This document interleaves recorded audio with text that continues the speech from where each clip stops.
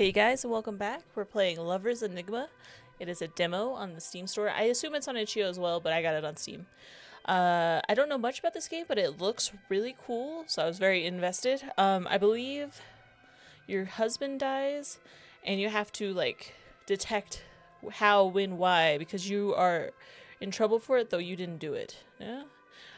There's also dating guys. Guys to date, dating guys. What? Anyways, if you don't know who I am, my name is 𝕻𝖙𝖗𝖊𝖔𝖓. I play video games. We're playing a game today instead of uploading a stream because I did not stream yesterday, so here we are. Alright, let's go. My name is Rose. Ever since I was young, my mother's voice dictated my fate. Every word a reminder that my future was a tapestry woven from family obligations. The pinnacle of this was my arranged marriage to Kazuki. Whoa. This is already better than I expected. A budding journalist my mother had met at a coffee shop. Lucky for her, he was in his late 20s too, and looking to settle down. Reluctance gnawed at me, but I accepted, more to quieten my mother's persistence than out of any real desire. My headphones are on very loud, I could tell. Love for Kazuki never blossomed, yet his friendship became a comforting presence, his kindness a balm for my uncertain heart. Then, just weeks after our wedding, he died. Suicide, they said. Wow, that's a little early. It's past a minute. But something about the way he died, the timing, felt wrong. Terribly wrong. Yet, what can I do? I'm an actor in a play, stuck in a role I never chose. Every move and word feels scripted by someone else, and no matter how hard I try, I can't escape the part I'm supposed to play. This is super cool. It's been 40 minutes. All you hear is the relentless sound of your mother's voice. I hate this. Mom, I really don't think I'm ready for this. Nonsense, dear. You're not getting any younger, and it's high time you moved on. Besides, Ryota seems like a nice young man, and he's been asking about you. I know, but I still feel like something's missing, like I haven't properly said goodbye. Oh, sweetheart, always stuck in the past, aren't you? You need to stop dwelling on what's gone and start thinking about your future. Ryota could be a good opportunity for you. It's not just about Ryota, Mom. There's something off about Kazuki's death. I can feel it. She doesn't know. She never listens to me. Why won't she listen to me? Here we go again with your wild theories. The police investigated and they found nothing. There's something wrong. Let me turn down my headphones. You need to accept reality, Rose, and stop living in a fantasy world. Is he the only solution? But what if there's more to it than what they found? What if Kazuki's death wasn't an accident? Enough. I won't entertain your delusions anymore. You need to focus on being a proper wife and daughter, not chasing ghosts. Bitch. Yes, Mom. Good. Now I'll talk to you later, and remember, keep yourself together. We can't have any more embarrassing incidents like the last time. You sigh and stare at the phone for a moment before glancing around the room. Your gaze wanders over to the shrine in the corner, its eerie presence casting a shadow over the otherwise mundane surroundings. Maybe Mom's right. Maybe I'm just seeing things. But I can't shake the feeling that something's not right. I can't hear myself think. You approach the shrine, a mixture of fear and determination coursing through your veins. It'll be fine, it'll be fine, it'll be fine. As you reach out to touch his death photo, a chill runs down your spine. It's fine. And you can't shake the feeling that you're being watched. Day 1. Click to continue. You don't have to walk me home every day. Oh, he's cute. It's no big deal. But still, going out of your way like this, I know you said you're okay with the whole still testing the waters kind of arrangement, but I can't help but feel bad about it. You hesitate for a moment, trying not to sound too patronizing. Anyways, thank you. I should head back. I don't want to take up any more of your time. Ryota's expression is still unchanging as ever. I said it's fine. It's not a bother, really. I'm just making sure you get home safely. Oh, well, in that case, Ryota's chuckle feels forced as I look at him. I notice his smile doesn't reach his eyes. Wow. Great. So, same time tomorrow? Alright, thank you. Ryota looks at you and gives you the same unreadable smile before waving goodbye. Ow. You can't help but feel a pang of guilt and uncertainty as you watch him walk away. He probably doesn't want to get too involved with me anyways. I know he's just trying to be nice, but he's better off with someone with less baggage, especially with everything that's happened with Kazuki. You sigh softly, feeling the weight of your own problems. Maybe I should talk to Mom about easing up on her matchmaking. Yeah, your mom seems totally chill and will totally be fine with that. Your task list is stored on your phone. Each day, new tasks will appear for you on the list. Completing tasks will cross them off for the day. Some tasks, like leaving incense for Kazuki, will appear every day. Completing certain tasks will increase sanity, and for character-specific tasks will increase their affection. That's pretty cool, okay? In the home screen of your phone, your little flip phone, you can check in your task in the task list. See your current contacts, look at pictures you've collected in your gallery, and check your emails. In your contacts list, you can view the details of all the important people in your life. By clicking onto their portrait, you'll be able to see more details. In here, you'll not only be able to see their last scene, you'll also be able to see how much affection they have for you at the bottom of the screen. Time to stop looking at your phone and start preparing to go home. In this part of the game, you will be allowed to free roam around town. This might be shorter than the next spot. You may explore the town from 20... What's that? 10? Right? No. Yeah. 10 o'clock to 11 o'clock. No, that's not it at all.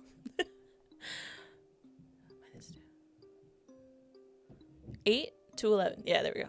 When it reaches 11, you'll be automatically head home. Okay, that's not bad. I hate that, like, where you pass out because I'm really bad at time management. By clicking on the button centered outside the map, you'll travel to another area of the town. By clicking on the button centered in the map, you'll interact with the male lead and the various townsfolk. Be sure not to stay out too late. You wouldn't want to make Mom angry. I live with my mom who sucks? That sucks. What? I love this interface. This is really pretty. Upper Street, pharmacy, long distance. My phone. Let me check my phone. I love this so much. Okay, let's see. Contacts. Ryota, Ren, do not disturb, unavailable. Yoko. Oh, he passed away because that makes me sad, actually. Okay, back, task list, leave incense for Kazuki. Email, there are no available records. Gallery. Okay, so this is our boy that passed away, our ex-husband, I guess. The guy we're dating. I don't know who this person is, but I like all of their stuff going on. Oh my god. I love the character design. I love everything in this game. I hope it comes out soon. It doesn't have a release date, but I was checking it out. Gifts. I have no gifts. Okay. History. Okay, that's just the text history. Settings. I don't need any of that. I'm not a big fan of black and white in games because my eyes don't like it, but I like this. It's beautiful. Okay. Alright, so we're going to go check out the temple. You see an individual try to enter the temple, but the shrine priest tries desperately to stop him. Best not to intrude. I thought I had to leave incense. Let's go to pharmacy. You've already visited them yesterday. Maybe it's best to visit them tomorrow instead. Okay. It is the intro, so that makes kind of sense. Riverside? Oh my god, there's so much to do. River? You avoid the river. Reminds you too much of Kazuki. God, poor guy. Poor me. Oh, library. The library is quiet. There's a book you can read about the city's past. Town in prefecture used to be under the feudal lord by the name of unintelligible. The family was influential in the political sphere during the Meiji era, but the sudden death of the young master caused the family to fall into ruin.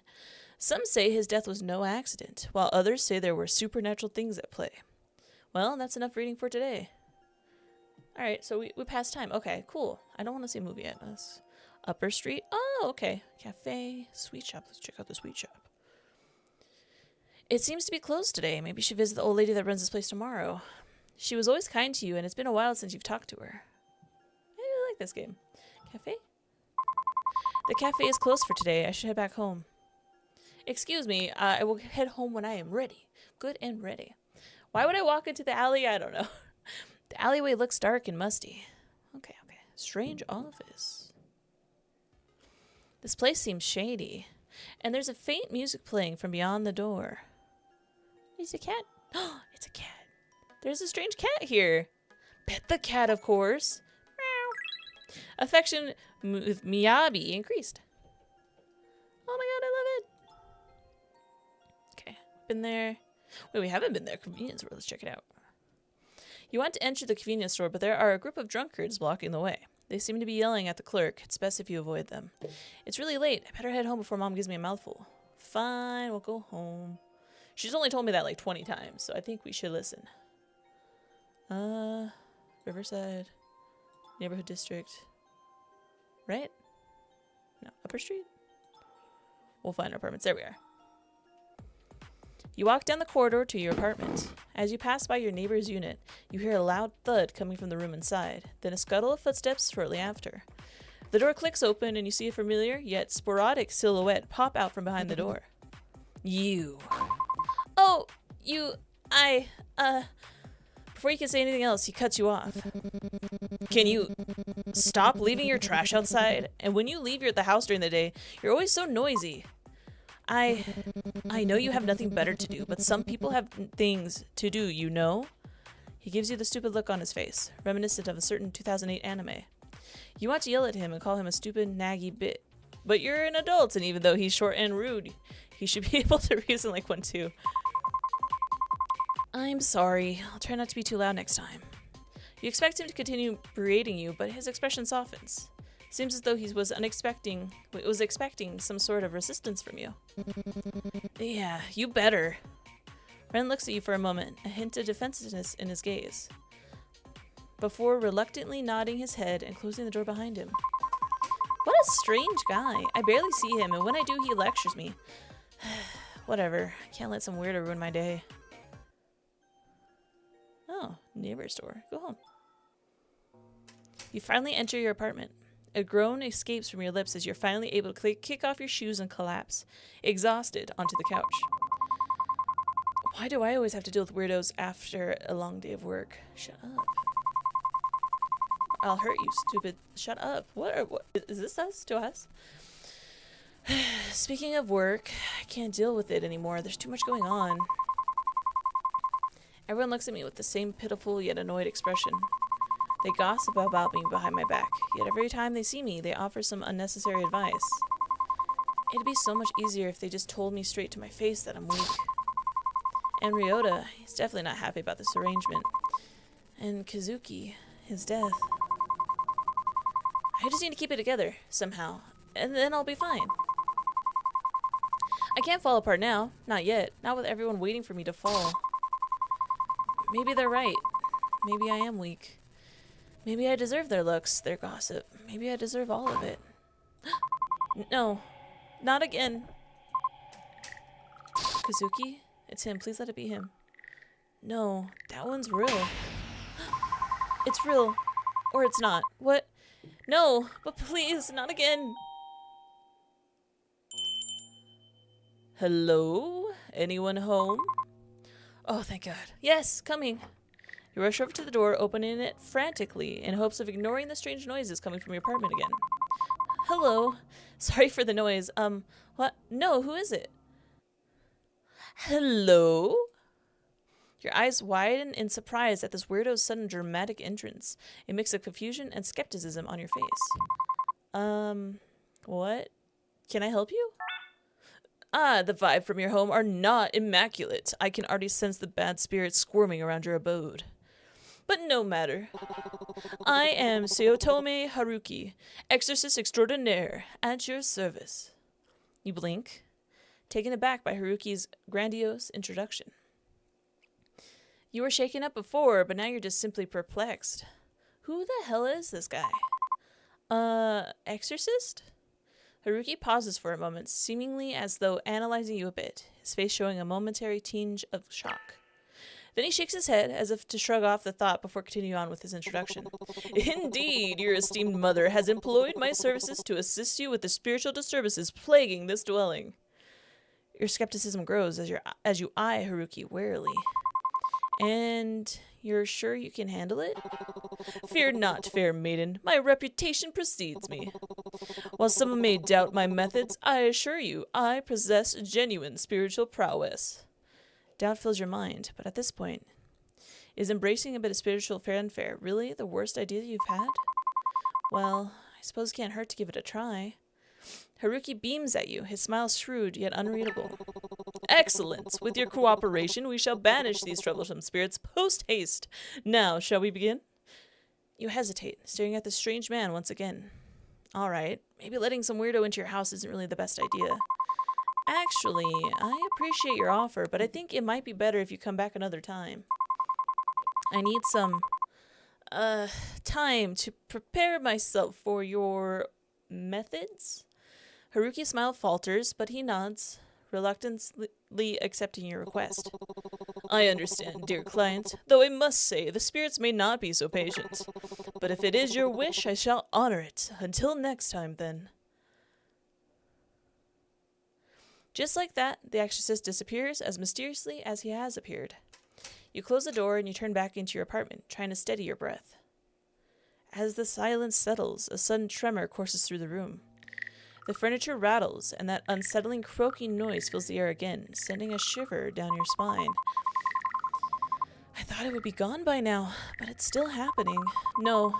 What was it? I need to check my phone. I went to the shrine. There was people in the thing. Oh no! Crap! I must have forgotten to leave the incense out for Kazuki. No! Damn it! As you approach the shrine, I went to the shrine. It begins to shake. Oh, wait, different. Gotcha. It begins to shake violently. Kazuki's death photo slips off the altar. You race to the shrine, your heart pounding in your chest. This is the slot machine. Okay. You need 3 matches to win, but if your sanity is high, you only need 2 to win. Press the spacebar to start playing and click on the lever. We're going to save. Thank you, game. Okay.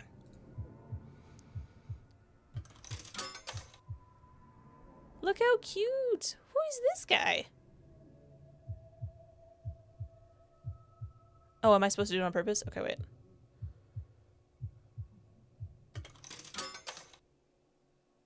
Oh, I fucked up. I didn't understand the game. I'm sorry. Yay, we did it. You managed to catch the photo just in time, clutching it tightly as you stare at it. Your heart still beating loudly in your chest. Surprised at your own reflexes, you gaze at the photo longingly, wondering if some divine intervention has guided your hand. You take a deep breath, trying to collect your scattered thoughts. With trembling hands, you carefully place the photo back onto the mantle. Stepping back, you let your eyes linger on the image, your heart heavy with a mix of confusion and longing. The room feels eerily quiet, the silence amplifying the turmoil in your mind. Dots. More dots. Kazuki? Shit. I'm losing it again. That's not good. I need to calm down. I need to calm down. What did she tell me? What was it? The bathroom, yes. I have to get to the bathroom. Normally, you would get actual help in order to keep yourself together. But that's not an option for you, at least not now. So this is the next best thing in keeping things under wraps. In this rhythm-based game, your goal is to match the beat by pressing the arrow keys at the right time. Arrow icons will appear on screen in sync with the music. Hit the corresponding arrows just when it lines up with the target zone. We're going to save again. Oh, keep calm and steady your heartbeat. And remember, suppress it. Okay, now playing. I want to undo dinner. Udon for dinner, okay.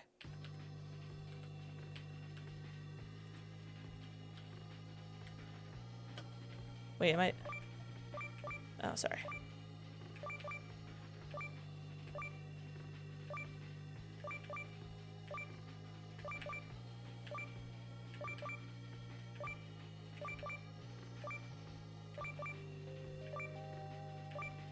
$25, huh?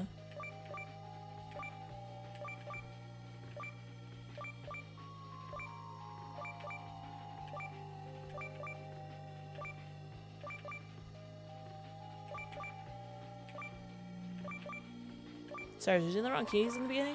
That was on me.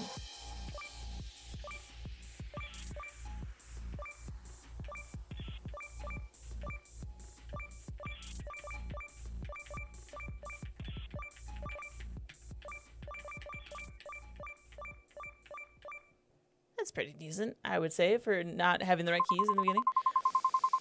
Okay, I'm fine. I'm good. It's under control. My head hurts. Should I go to bed?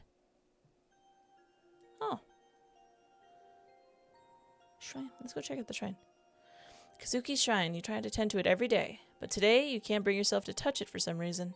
Your stomach turns as you gaze upon his death photo. He looks the same as he did in the morning he left. Take a final look before turning away. Today's been so much already. You open the window to let some fresh air in, but all you're met with is the unfortunate smell of sewage. Just kidding. You close the window disappointingly. Check out the bathroom again. Normally, you would want to spend the rest of the night either crying in the shower or taking a normal shower. However, tonight is one of those nights. Okay, let's go to bedroom. As you enter your bedroom, you fumble for the light switch in the dark. Your hand brushes against the sharp edge of your nightstand, and you feel a sudden stinging pain. You pull your hand back quickly, but it's too late. A small, deep cut begins to bleed. Whew. Shit. You grab a nearby towel and wrap it around your hand, pressing deep into the cut, trying to stop the bleeding. Your vision blurs a little as you wince from the pain. But you swear you see a weird symbol from amidst the blood spatter. Boyfriends, husbands, exorcists, even this stupid apartment. Seriously, I wish Mom would stop meddling with my business and make me do all this for her. Just as you say that, your phone buzzes. From the glow of your screen, you read the words, 3 unread messages from Mom. I'm exhausted. I need to sleep. I can't deal with anything anymore. As you lie on the bed, your head swirls with the afterthoughts of today. Mothers, ghosts, boyfriends, husbands, duty, sins, choice, and most importantly, you. Do your choices matter? You can't help but worry about yourself. You can sense that things are changing, and no matter what you do, you can't stop it. You don't want to sleep just yet. There's so many things to do. But your eyes give out as you lay there on your bed. Your thoughts are finally quieting down, and all you hear is the same resounding sound of drums. Day 2? We get to see day 2? What? Cursed heart, bound by desire. Everything is a curse. I can head home from here. I'd rather not take up too much more of your time, Ryota. It's not a problem for me to escort you back. Oh well. It's just that I have to get some stuff on the way home, dinner and such. I won't insist then. Have a safe walk home, Rose. Ryota leaves, heading towards the cafe. Maybe just visiting Yoko before going home. Your heart rate was unnaturally high last night. What do I keep telling you? Keep yourself together, Rose. Just follow your routine and it will be okay. Just remember to do as I say. Why can't you mind her own business? Whatever. I still have other things I need to do. Oh, okay. Oh, we got a lot to do. Thank Yoko for croissant. Let's go do that. Anyways, I should go get some offerings for Kazuki's shrine before going home. Thankfully, the temple is still open at this hour. Free roam is now available again. You'll be able to explore the town from, what did I say? 8 o'clock to 11 o'clock. During this time, you'll find the male leads scattered across the map besides several locations. Ooh, you'll be able to interact with them.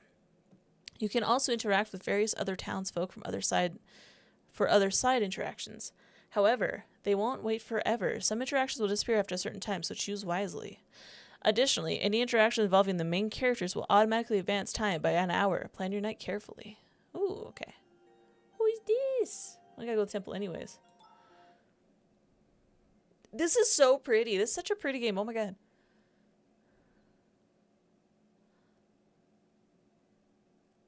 As you approach the temple, you see Haruki being hastily escorted out by an irate monk. Seriously, stop handing out your business cards to people trying to pray. This is a holy ground, not a business conference. Haruki, unperturbed by the monk's anger, tries to defend himself as he pushes to the exit. Whoa, ya boy on the ground for the grind for the bread. You get me? I'm an actual exorcist. I'm here to help. Sorry, the ya boy got me. That's enough. We've had it with your antics. Leave before I call the police again. Jeez, I'm doing what's called marketing, all right? People need my help, and I'm not gonna stop spreading the word. I'm gonna speak up, because I think he's cute. Excuse me, I can vouch for him. He's an actual exorcist. I'm actually one of his regulars. The monk turns to you, his brows furrowed in skepticism. Young lady, you cannot be serious. This is clearly a con man. You need to be more cautious. People like him prey on the vulnerable. I understand your concern, but he has genuinely helped me. I wouldn't be defending him if he wasn't the real deal. The monk studies your expression. His stern look softens slightly as he considers your words. You honestly believe that? It's hard to believe anyone would find help from such a character. See, I told you, I'm a real exorcist. Just trying to help people, no scams here. Give me a chance, and I promise I'll respect your holy grounds. No funny business, just good old The monk sighs, clearly torn between his duty and your insistence. Okay.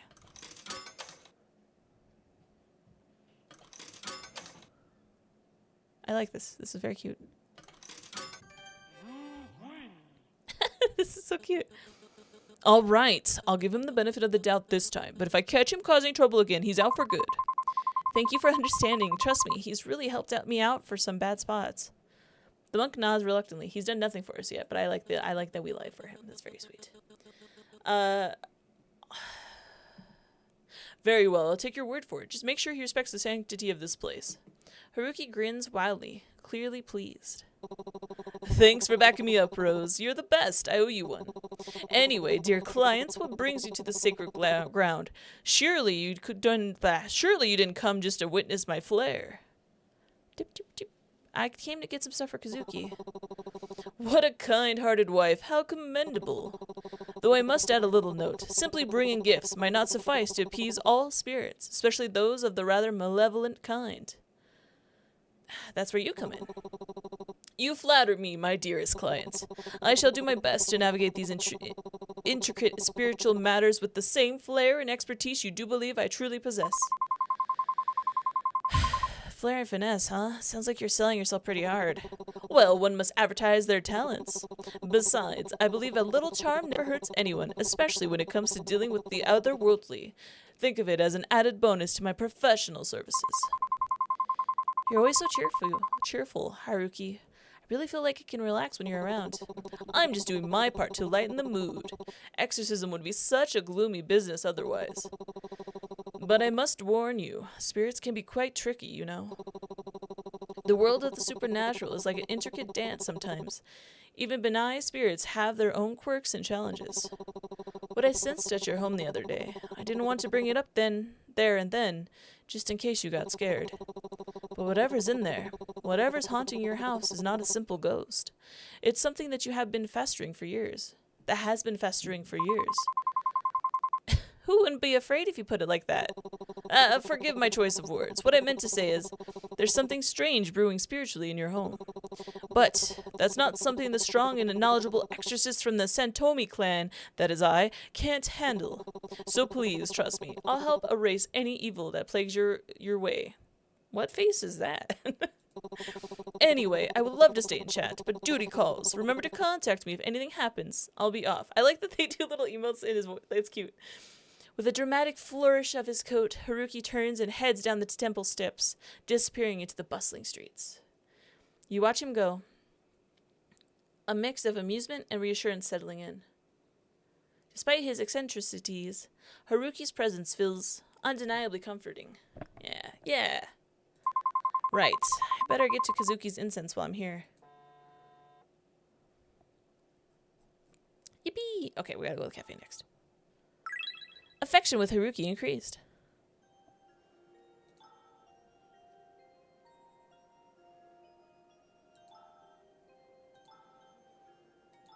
We'll find it eventually.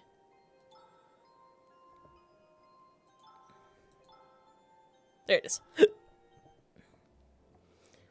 You enter the cozy, dimly lit cafe and see Ryota and Yoko in a heated argument near the counter. You're so stubborn, Ryota. Why do you always have to complicate things? I'm not complicating anything, Yoko. I'm just trying to help a friend. You know how much this means to her. I'm gonna keep watch. Helping out a friend by pretending to date her? You're just letting Madame manipulate you. It's not fair to anyone involved. Madame is not... This was my choice. I thought you understood that. I understand that you always put others before yourself. But what about what you want, Ryota? Have you ever thought about that? Of course I have, but what I want to do right now is to help someone important to me. Everything else is not as important. You can't keep sacrificing your own happiness for others. That's not healthy, and it's not fair to you. And what am I supposed to do, Yoko? Just abandon her? You know I can't do that. Mom, I'm not asking you to abandon her. I'm just telling you to think about the consequences. Think about how this is affecting everyone, including you. I have thought about it. I've already told you. I'm willing to deal with the consequences if it means she gets the help she needs. And what if the consequences are more than what you can handle? What then, Ryota? Ryota notices you and turns to leave the cafe, mortified and clearly frustrated, muttering under his breath. I can't deal with this right now. As he storms out, Yoko's gaze finally falls on you. Her unhappiness at being unable to follow Ryota outside is evident, but there's a trace of apology in her eyes. Hey, Ami-chan. Ooh. Sorry you had to see that. How can I help you? I'm gonna thank her for the croissant. That's what I came here to do. Thank you for the croissant earlier. It really helped me today. It's nothing. I'm glad you liked it. What was that about? You and Ryota seemed really upset. Yoko winces. I'm sorry you had to see that. He's just being difficult. It's just, I'm worried about Ryota in this whole situation. I know it's not entirely fair to blame you or him, but I can't help but feel like everyone's been forced in an awkward position because of Madam's demands. You both deserve better than this, so I can't see why you're going along with it. I understand the position we're in. Despite everything my mom has done, I'm really thankful to have him by my side. Yoko raises an eyebrow, clearly skeptical. I see. It's good to hear you're making the best of it, but I can't shake the feeling that Ryota's in a tough spot. He's always been so dedicated, but pretending to date you just to please Madam. I worry about how much this is really taking out of him. Yoko sighs deeply. Ryota always pretends he knows what he's doing. I can see through it, but you, Ami-chan, what do you really want out of all of this? I'm worried about it. You would look away, troubled. I am a little worried. We've known each other for so long, but he's so focused on this that I feel like I barely know him anymore. Yoko's eyes soften with understanding. I see. Do you trust him? Do you believe that he really knows how to handle everything that's going on? Her question hangs in the air, revealing her own worries about Ryota's well-being and the complexity of the situation. She waits for your response, perhaps hoping to know the true feelings and reassure herself. I didn't remember the question. I was too busy reading, so I'm going to say yes. You nod with determination. Yes, I do trust him. I believe he has a handle on things. Yoko looks relieved for a moment, but concerned clouds her expression again. That's good to hear. Trust is crucial, especially in such complicated situations. But remember, even if you do trust him, it's important for him to be open and honest with you. Sometimes what's unsaid can be just as important as what's said. Yoko sighs, looking troubled. I've been trying to get Ryota to open up about how he's feeling, but he just clams up. It's like trying to read a closed book. I really wish I knew what was going on in his head. Maybe I should talk to him myself. Yoko nods approvingly. That sounds like a good idea. Good luck finding him, though. If I have to guess, I say that he's headed towards the river. He tends to have solitary moments there, like he's a protagonist in some dramatic scene. It's where he goes to think things over. I hope you can reach him. What are you doing, puppy? Pip, what are you doing? What are you doing? What are you doing? Nope. What are you doing? Puppy, puppy, Pip, what are you doing? What are you doing? It's being weird. It's where he goes to think things over. I hope you can reach him. Yoko looks like she's about to say something, but is quickly cut off by the sound of her coworker calling for her in the kitchen. She gives a small, apologetic smile. Looks like I need to head back to work. I'm really sorry about this. I hope you can sort things out with Ryota. Remember, if you need anything, just let me know. Yippee! Next, sweet shop. Well, actually, let's go find our man first. Our man. Affection with Ryota increased. Affection with Yoko increased. It's really late. I better head home before Mom gives me a mouthful. I've yet to see her mom. This way. Riverside. Yeah. Hi, Mom. You approach the riverbank. The moonlight reflecting off the water. God, that was a mess. Ryota's sitting alone, looking deep in thought and visibly annoyed. Approach him, of course. You came here to talk to him, after all. As you get closer... Hi, mamas. Do you want to come sit with me? As you get closer, the click of your shoes alert Ryota to your presence. He turns to face you with an expression between irritation and surprise, before quickly looking away. The soft glow of the streetlights casts shadows on his face, highlighting his tense demeanor. What are you doing here? Yoko sent me, but more importantly, I'm worried about you. You seemed really upset earlier. Is there anything I can do to help? You don't have to worry about me. He attempted to brush off your concern, but the strain in his voice is evident. You can tell he's struggling with something deeper. He just needs a little push. All right.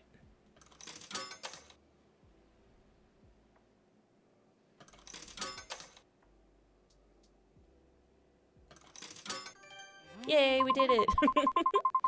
I care about you, Ryota. I want to help in any way I can. If you need to talk or just need someone to listen, I'm always here for you. Ryota's shoulders relax slightly as he processes your words. He exhales slowly, his demeanor softening. All right, thank you. It means a lot to know someone cares. As you stand by the river with Ryota, the tension between you two is palpable. He looks out at the flowing water, his jaw clenched in frustration. You know, it's really bothered me that Yoko thinks I'm only going out along with this whole fake dating thing to appease your mother. I mean, yes, I was happy that she trusted me to support you, but that's more than this. It's more than that. This is something that I want to do for you. I get that Yoko is worried, but sometimes it feels like she still thinks of me as a child. Does she really think so little of me? Yoko does believe in you, Ryota. So do I. It's just that sometimes it's hard for people to see beyond their own fears. She wants what's best for you, and she's afraid of you getting hurt.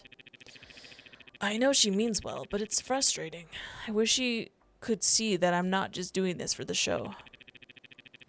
It's hard for me to put my thoughts into words most of the time. I just wish she would trust me. I wish she could see that I'm not just doing this for show. What? You don't have to carry this all alone. Ryota, take your time to find the right words, and remember that we'll be here to listen when you figure them out. Trust that we all want to support you. Thank you. It really helps to hear that. I guess I've been so focused on handling everything myself that I forgot I had others to lean on. Really, thank you for understanding. Anyways, it's already pretty late, and you were pretty tired today at work. You should get home soon. Yoko's really worried about you, you know? She's hoping that you'll open up more. I don't have a choice. You should be able to understand this. The willingness to give up your own happiness for someone else's sake. You're unable to speak up, the weight of his words settling heavily. Ryota breaks the silence. I might not be able to attain happiness in this life, but I'm alright with it. What I have now is more than enough. Damn, that's heavy. Ryota takes you home in silence, with the night air cool against your skin. Alright, well I did some things. Oh, sanity. Increased. Affection Ryota increased. As you step into your apartment, a knock echoes through the door. A voice calls from the other side. Hello? Is anyone home? What now? With a resigned sigh, you approach the door. When you open it, you're met by a woman standing there, her hands clasped together in formal manner. Have you found salvation through Hiroshi no Kami? Salvation? What do you mean? Hiroshi no Kami, the Divine One, offers visions and guidance to those who see the truth. He is the light in the darkness, the savior of lost souls. You seem like someone searching for answers. Why not explore what he has to offer? Embracing his guidance might bring you the balance and peace you need to keep things in order. After all, in the midst of chaos, true balance is found through the light of the divine. I'm going to reject her. I'm going to say, no thanks. No thanks, I don't really want to. You try to close the door, but the cult member wedges her hand into the gap. I understand your reluctance, but Hiroshi no Kami's light is too important to ignore. This path offers salvation and purpose, and turning away now means missing out on profound truth. Please reconsider. Our door is always open, but the time to accept his guidance is now.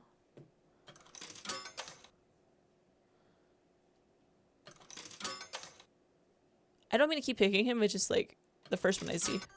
Yay! This is so cute. I appreciate your concern, but get the fuck out of here.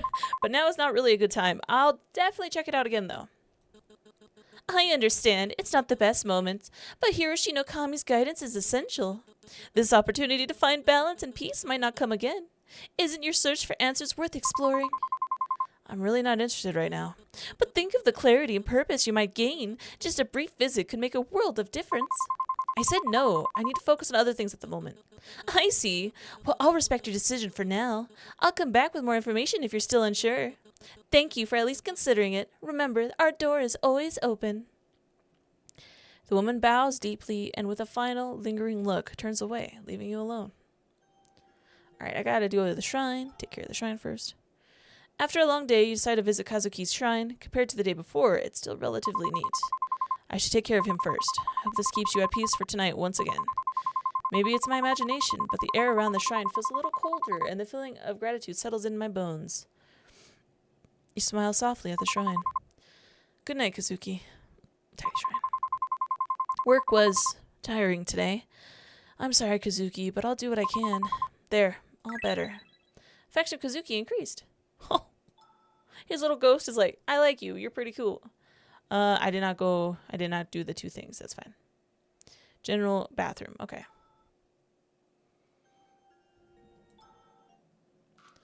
You're keeping it together pretty well, but there's no harm in making sure you're extra calm. Select music. Play funky vibe. We'll do easy.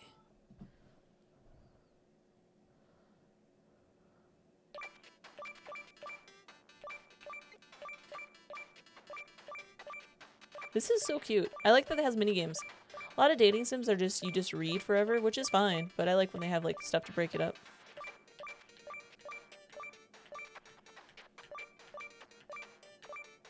I think I missed one. Big sad. As for a demo, this is pretty intense. Like, in depth is what I meant. Intense too, I guess. Succeed. Impressive. You have hit 98% of the total notes. I missed one. I don't know if you saw that. Sanity increased. Yippee! Alright. Afraid that the strange woman would come back. It would be best to not leave the house now. Okay, let's go to bed then. Oh, let's try the window. The window remains closed from the previous day. Do you still want to open the window? Yeah. You open the window, despite the nauseating stench from yesterday, and yet you're met with the sweet smell of cotton candy? I'll leave the window open for now. At least it smells nice. We should save. Haven't saved in a while. I'm afraid I'm going to kill myself in accident. Alright. Let's go to bed. You step inside and everything seems in place. The door clicks shut behind you. For a fleeting moment, peace settles in the air, and your mind drifts back to the day. Whenever I'm with Haruki, his high energy makes me feel less tired, and he's surprisingly fun to be around. Though I might be feeling the best, but at least I know that Ryota might understand this feeling too. And a soft, unexpected smile brushes your lips. Maybe things aren't so bad after all. Maybe not everything has to be difficult. But before the thought can settle, something stirs beneath your skin. Guilt, thick and alive, begins to bubble, crawling its way through your veins and towards your fingertips. Your hands tremble. You glance down. Was that a flicker? A slither beneath the surface? What the? How can you join life when Kazuki's killer is still out there? You don't actually believe he committed suicide, do you? The accusation lingers, sinking its claws in. Your fingers find your nails, and you begin to pick, anxiety bubbling up, choking your thoughts. No, you're already working on finding his killer, aren't you? Yet the doubt coils tighter. Are you making any progress? It whispers, persistent. I kind of forgot, actually. Who gave you the right to smile, to feel any joy, when Kazuki is nothing more than ashes now? Your nails dig into your flesh, tearing at the guilt festering just beneath the surface. You claw at your skin, frantic, as if somehow you can scrape away the guilt, as if those phantom insects crawling beneath the surface will stop moving, will stop whispering. The scar on your hand throbs sharp, biting and suddenly. The wound opens again, fresh blood dripping down your wrist. Your head pounds, a little drumbeat of dread. A knock echoes from the door, soft but familiar. The cult again? Panic seizes you and you run to the bathroom, desperate escape to wash away the dread crawling up your spine. You splash cold water on your face, but as you glance out in the mirror, something flickers behind you. A shadow, a presence. Your stomach twists violently, bile rises, and you hurl the day's lunch into the sink. Then, without warning, the lights snap off. Darkness engulfs the room, thick and suffocating. The only sound is the low, menacing hum of the ventilator and the running water, filling the void. And then, footsteps. Thumping, scuttling, someone is outside the bathroom door. Rose. A voice calls out to you. Mom? No, it can't be. She's far away, too far to be here. Shake the thought away, but the thumping grows louder, and cold dread seeps into your bones. The wound on your hand bleeds more, pain shooting up your arm. Kazuki?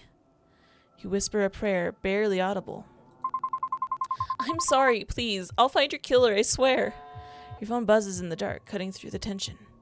A notification flashes. It's from your mom. Remember to call if you need help. Your heart clenches, a bitter laugh slipping from your lips. Fuck that. I'm not calling that bitch. But then a colder thought cuts through the fear. Who are you calling?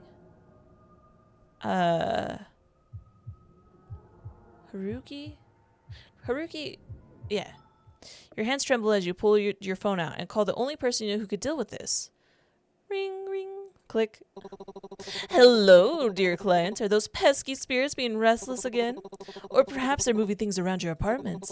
Fear not, for my services are always at your disposal. You were so taken aback by his precise knowledge of your predicament that the rest of his bombastic greeting went right over your head. How did you... Anyway, you're right. Things in my apartment were moved while I was at work. I swear my apartment was empty and no one was home. When I got back, everything was a mess and something felt off. I didn't know what it was, but it felt supernatural, perchance. Please, just come over and help me. Of course. I'll be there shortly, milady. Beep, beep, beep. Despite how odd he is, I can't help but feel reassured. The chill of the apartment sends shivers down your spine.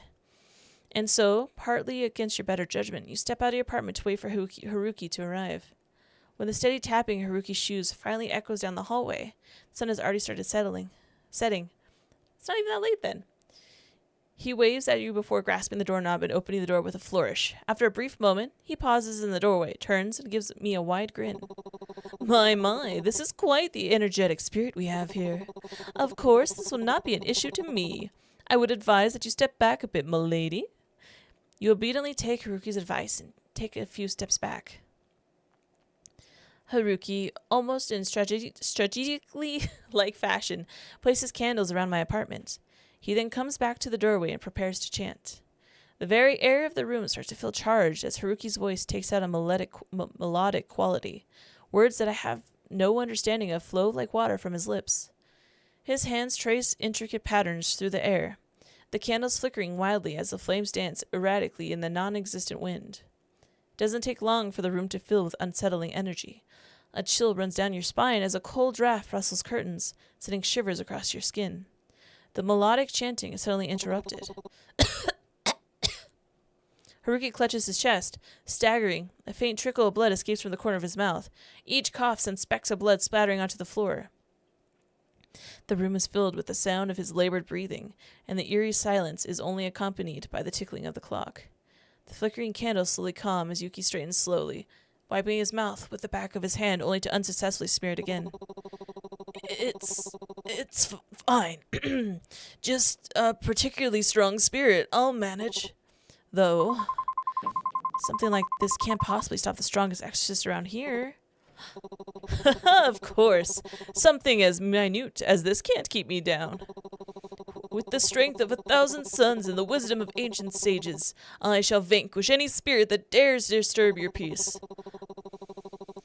But a bit of added protection won't hurt. I picked this up from the temple today.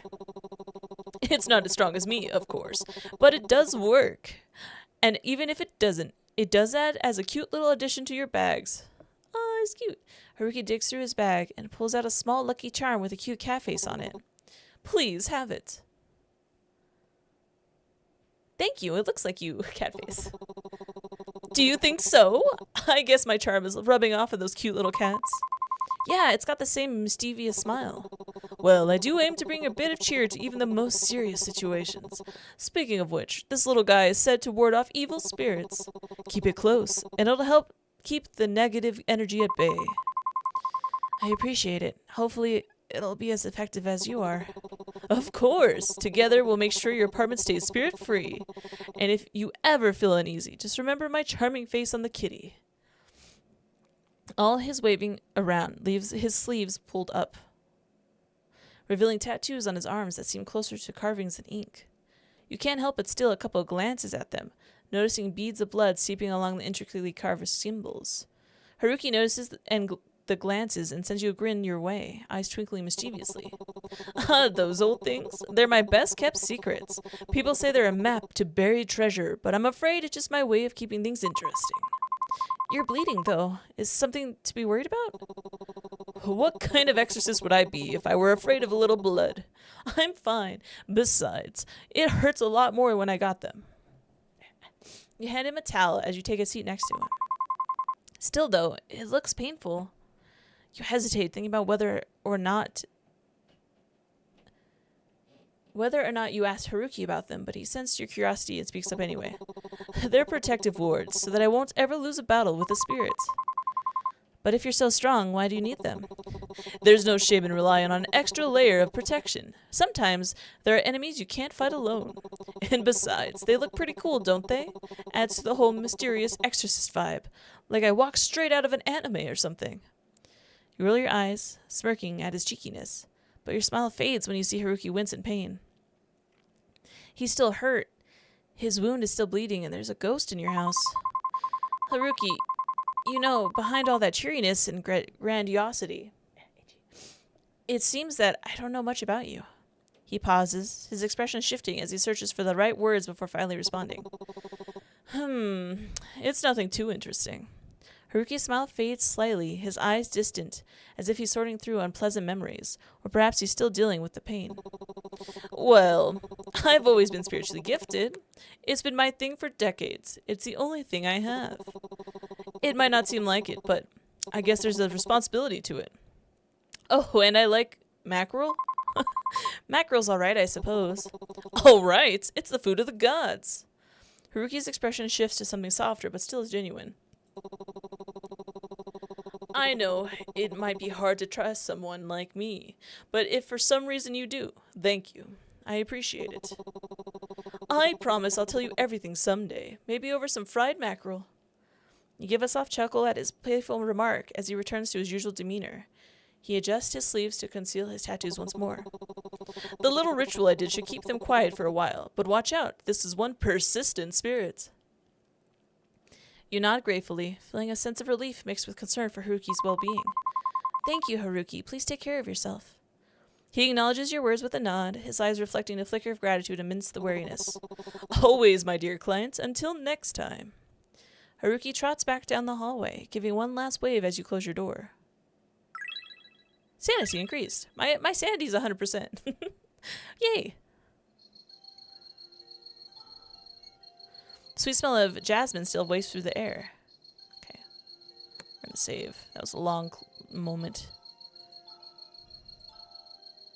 Oh, that's cool. It's got like a little wind. Oh, that's cool. I really like this game. I hope they finish it soon. As you drift into sleep, the fragments of another life flicker through your mind. Faces and voices swirl around you, familiar yet distant, leaving an unsettling sense of déjà vu. There's a leader's presence, a protector's shadow, a friend's warmth, a wanderer's wisdom, and a companion's loyalty, all tangled in memories you can't quite grasp. You want to make sense of it, but wariness pulls you deeper, into a void-filled slumber, where the past whispers, but never fully reveals itself. Let's try. You feel your heart wrench as memories of the past continue to swirl in your brain.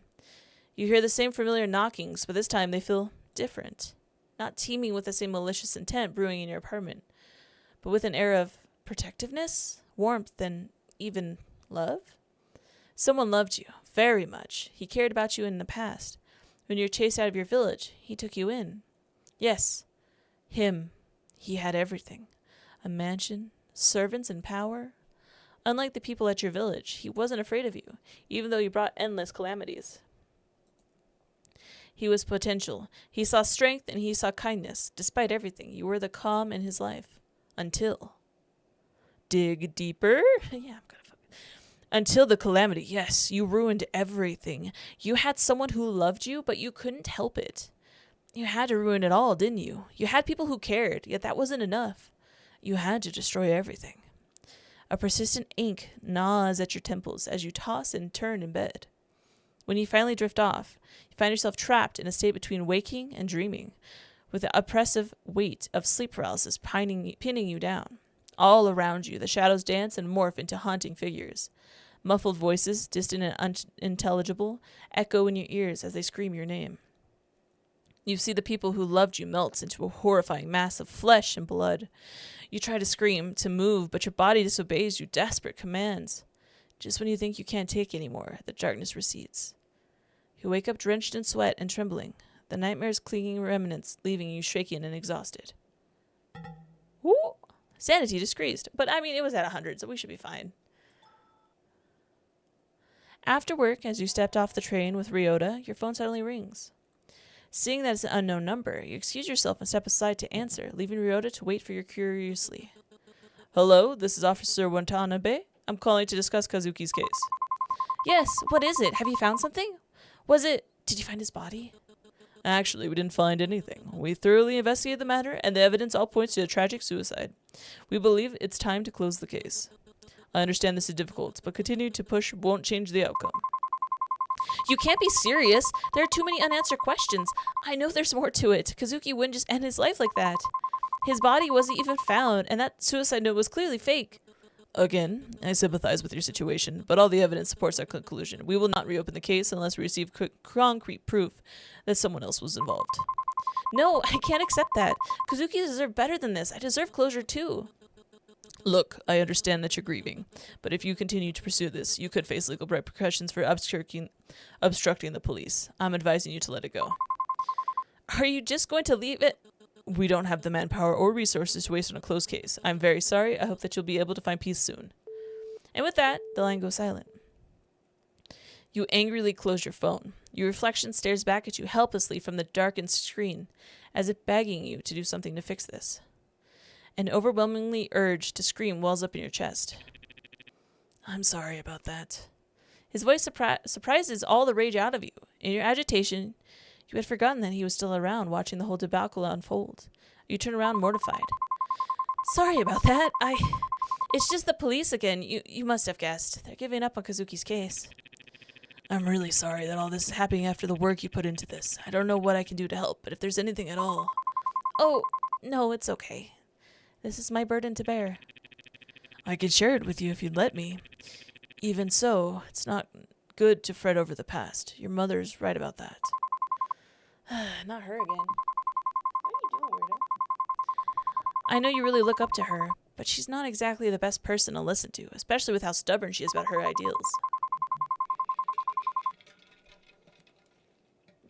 The way she believes how anything can be overcome if you just put your mind to it. But sometimes, hard work just isn't enough. I know how headstrong your mother can be, but that mindset did help me and Yoko out of everything.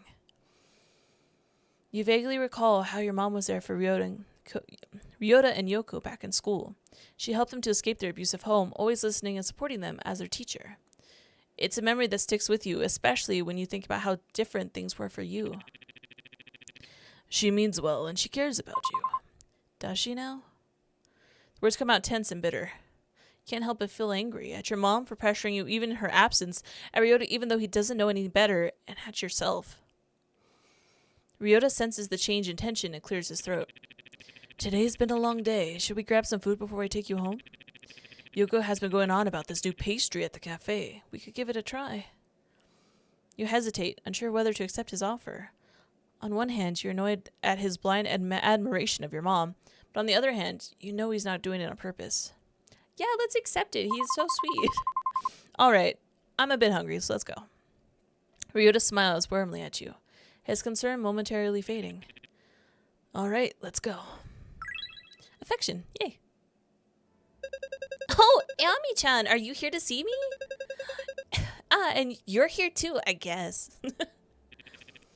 Are you 12?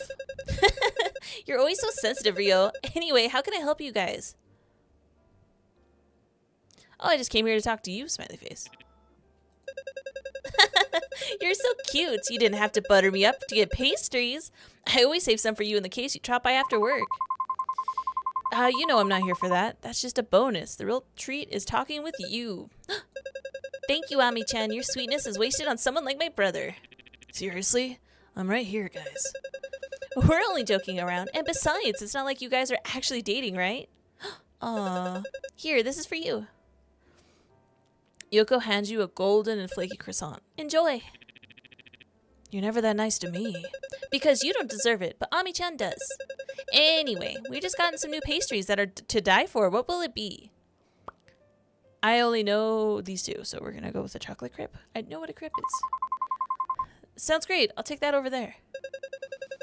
Chocolate crepes. Thin and golden, filled with gooey chocolate, and a drizzle of syrup and whipped cream, and it's dessert heaven. And what about you, Rio? Just a coffee for me, thanks. All right, coming right up. You two find a seat and relax. As you find a cozy corner to sit in, you can't help but notice the warmth in the cafe, stark contrast to the cold conversation with the police officer. Ryuta's attempt to lighten the mood doesn't go unnoticed, and you start to feel a bit of the day's stress melt away. Shortly, you see Yoko bringing over the pastries and coffee with a cheerful smile. Here you go. Enjoy. Thanks, Yoko. This looks delicious. Anytime, Ami-chan. Just remember, you're always welcome here. You take a bit of the pastry, and for a moment, everything feels a little bit better. So did you two make up? Right to the question, huh? We did. I can't stay mad at my younger brother, no matter how stubborn he can be. I don't always agree with his choices, but I'll always be there to support him. You're being awfully sentimental, Nissan. That's just how I am. You smile at them both, a warmth flooding your chest. You wish you could experience this too. You spent the rest of the night with them, talking about mundane things as you enjoy your dessert. Maybe you're all right. Not in the long run, but just for tonight. Eventually, the cafe closes and you part ways with Ryota and Yoko, feeling a little bit lighter than before. The walk home is quiet. The night air cools against your skin. As you step into your apartment, the weight of the day's stress seems to settle back in, but the warmth from your night out lingers. Another exhausting day of work is finally over. I hope tomorrow won't be as bad as today. Just as you're about to close the door, you feel a pressure on the other side. A foot wedges between the door and the frame, stopping you from shutting it completely. Hello, miss? Not this again. Although reluctant, I got so mad I burped. You didn't have much of a choice but to reopen the door. Yes, how can I help? You trail off as you count a group of 4 men standing outside the apartment. They don't look particularly friendly. There's something unnerving about them. Apologies for the late visit. I believe your mother has mentioned that you've been experiencing spiritual issues? You shake your head. My mother? What are you talking about? I think you've got the wrong person. I'm not sure who you... Ow, my tailbone. You might not have noticed it, but Hiroshi Nokami's influence has already touched your life in ways you don't yet understand. We decide that this must be overwhelming. We understand, sorry. But Hiroshi Nokami sees things in you that you may not even realize. His guidance has already found its way into your life. I don't understand. What do you mean? You try to shake the confusion out of your mind, but the mention of this Hiroshi Nokami fills you with unease. He chooses his followers carefully, those who seek answers, those who are lost, those who are searching for something greater. And you, miss, have you begun your path without realizing it? Hiroshi Nokami offers peace, clarity, and understanding. His light can guide you through the darkness and alleviate those spiritual issues that you have. All you have to do is let him in. You take a cautious step back, trying to shut the door again, but you can feel their presence looming. The cultists hesitate, their eyes scanning you like they're deciding what to do next. The man who spoke earlier steps forward, his gaze focused and intense. Miss, we understand that our arrival is sudden, but this path we offer isn't one you should turn away from.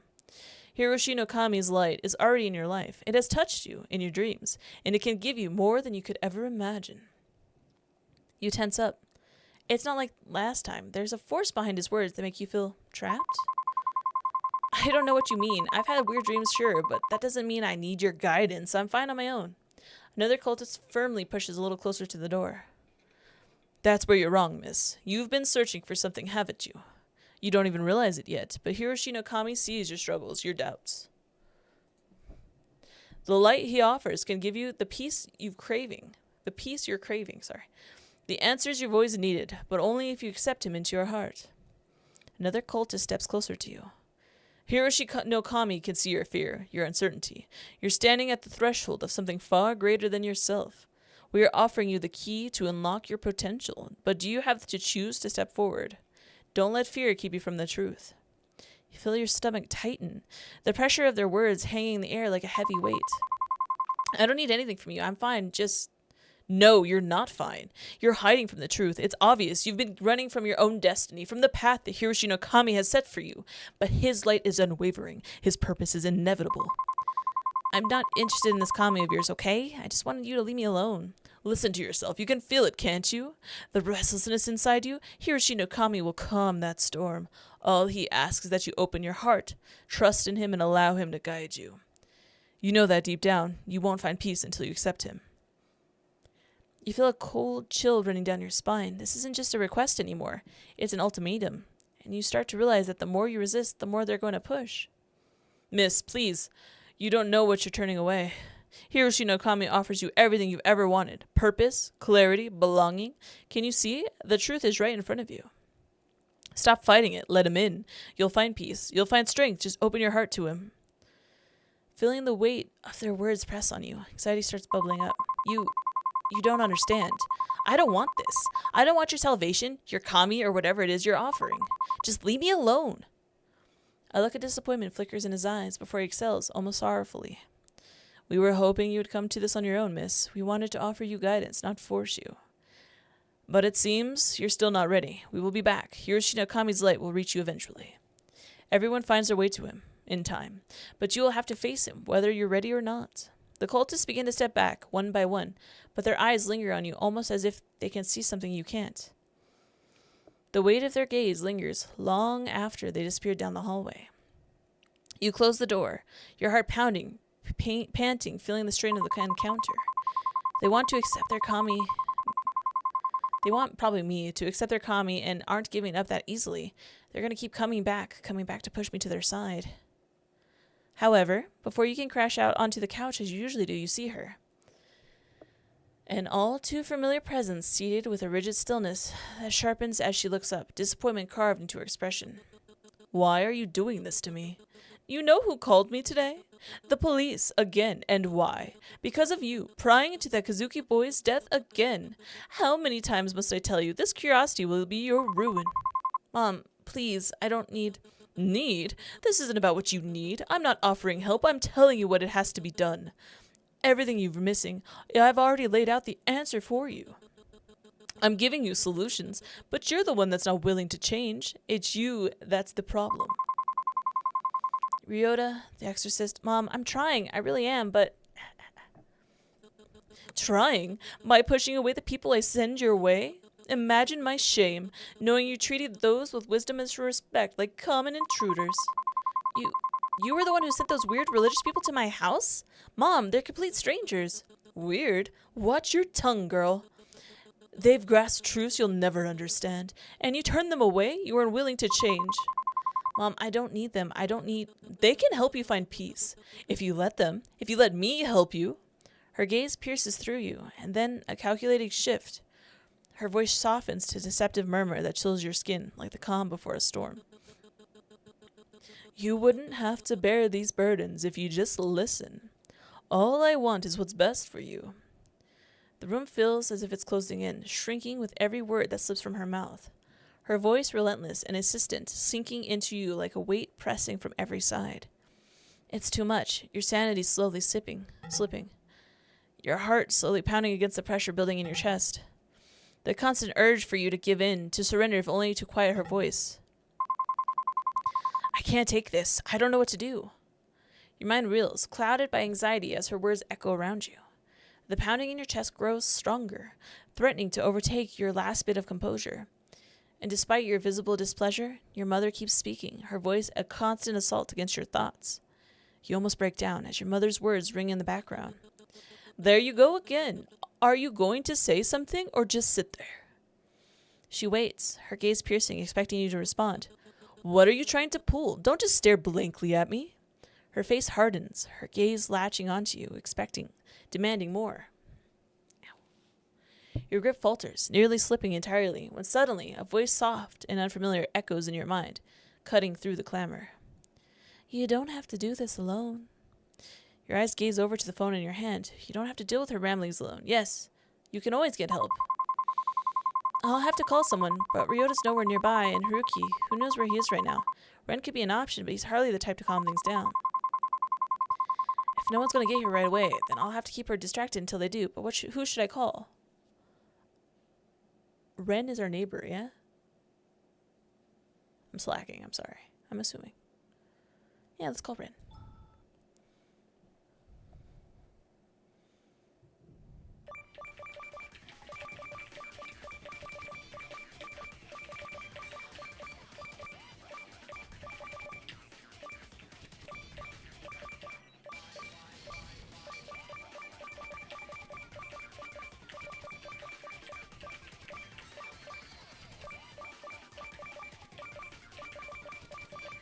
Okay, this got hard out of nowhere. It's because I haven't talked to him? Maybe. Ren, he's not exactly the calmest person, but maybe he'll understand. Maybe he can help.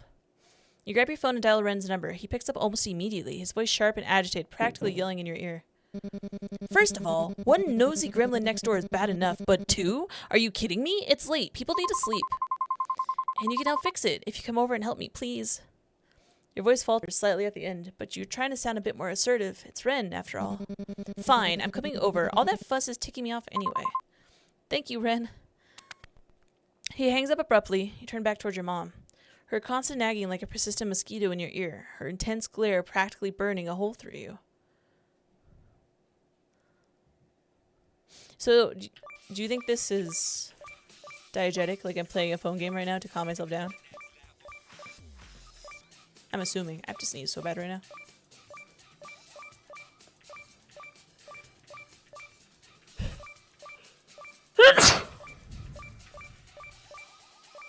I think my upstairs neighbors smoke.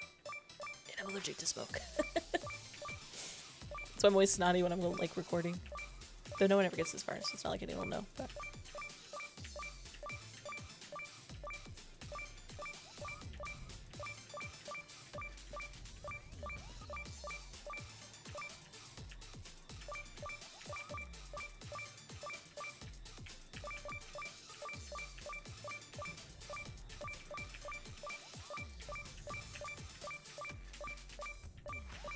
not bad. Ow.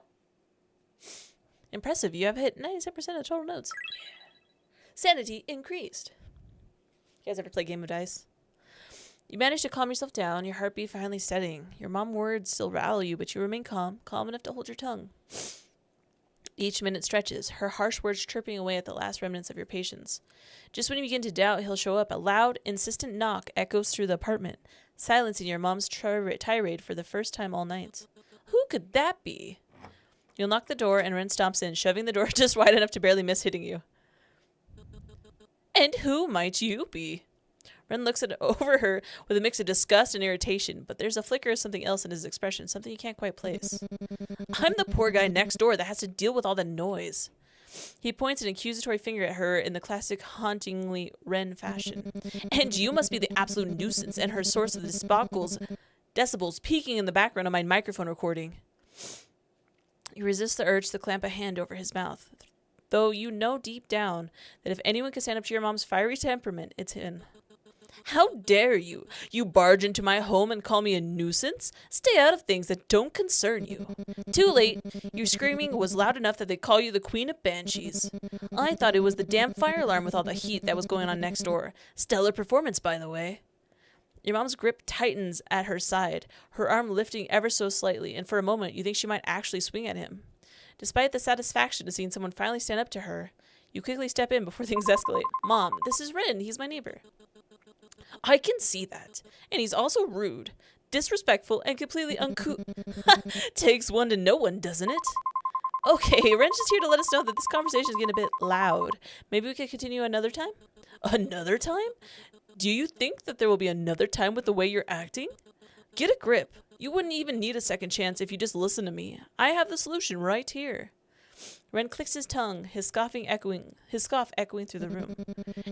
And what might that be? Oh, great oracle of wisdom, enlighten us with all your divine brilliance. You see the anger and night in her eyes as she storms towards him. For a moment, it looks like she might grab him by the collar, but she visibly reins herself in, hands trembling at her sides. Listen here, you little weasel. You're nothing, just a pathetic nobody who isn't even worthy of knowing what I have to say. Oh, please. And what pearls of wisdom might that be, huh? Some recycled religious mumbo-jumbo? Let me guess. The spirits chose us to carry this divine mission, right? Get a grip, lady. Don't you dare. You don't know what you're talking about. Oh, yeah? Enlighten me, then. Tell me all about how I'm too blind to understand your sacred mission. I'm warning you. You better stop right now. I did their voices very similar, and I'm regretting that right now. They both stubbornly step forward, neither wanting to back down. You think, now might be a good moment to step in before anything escalates further.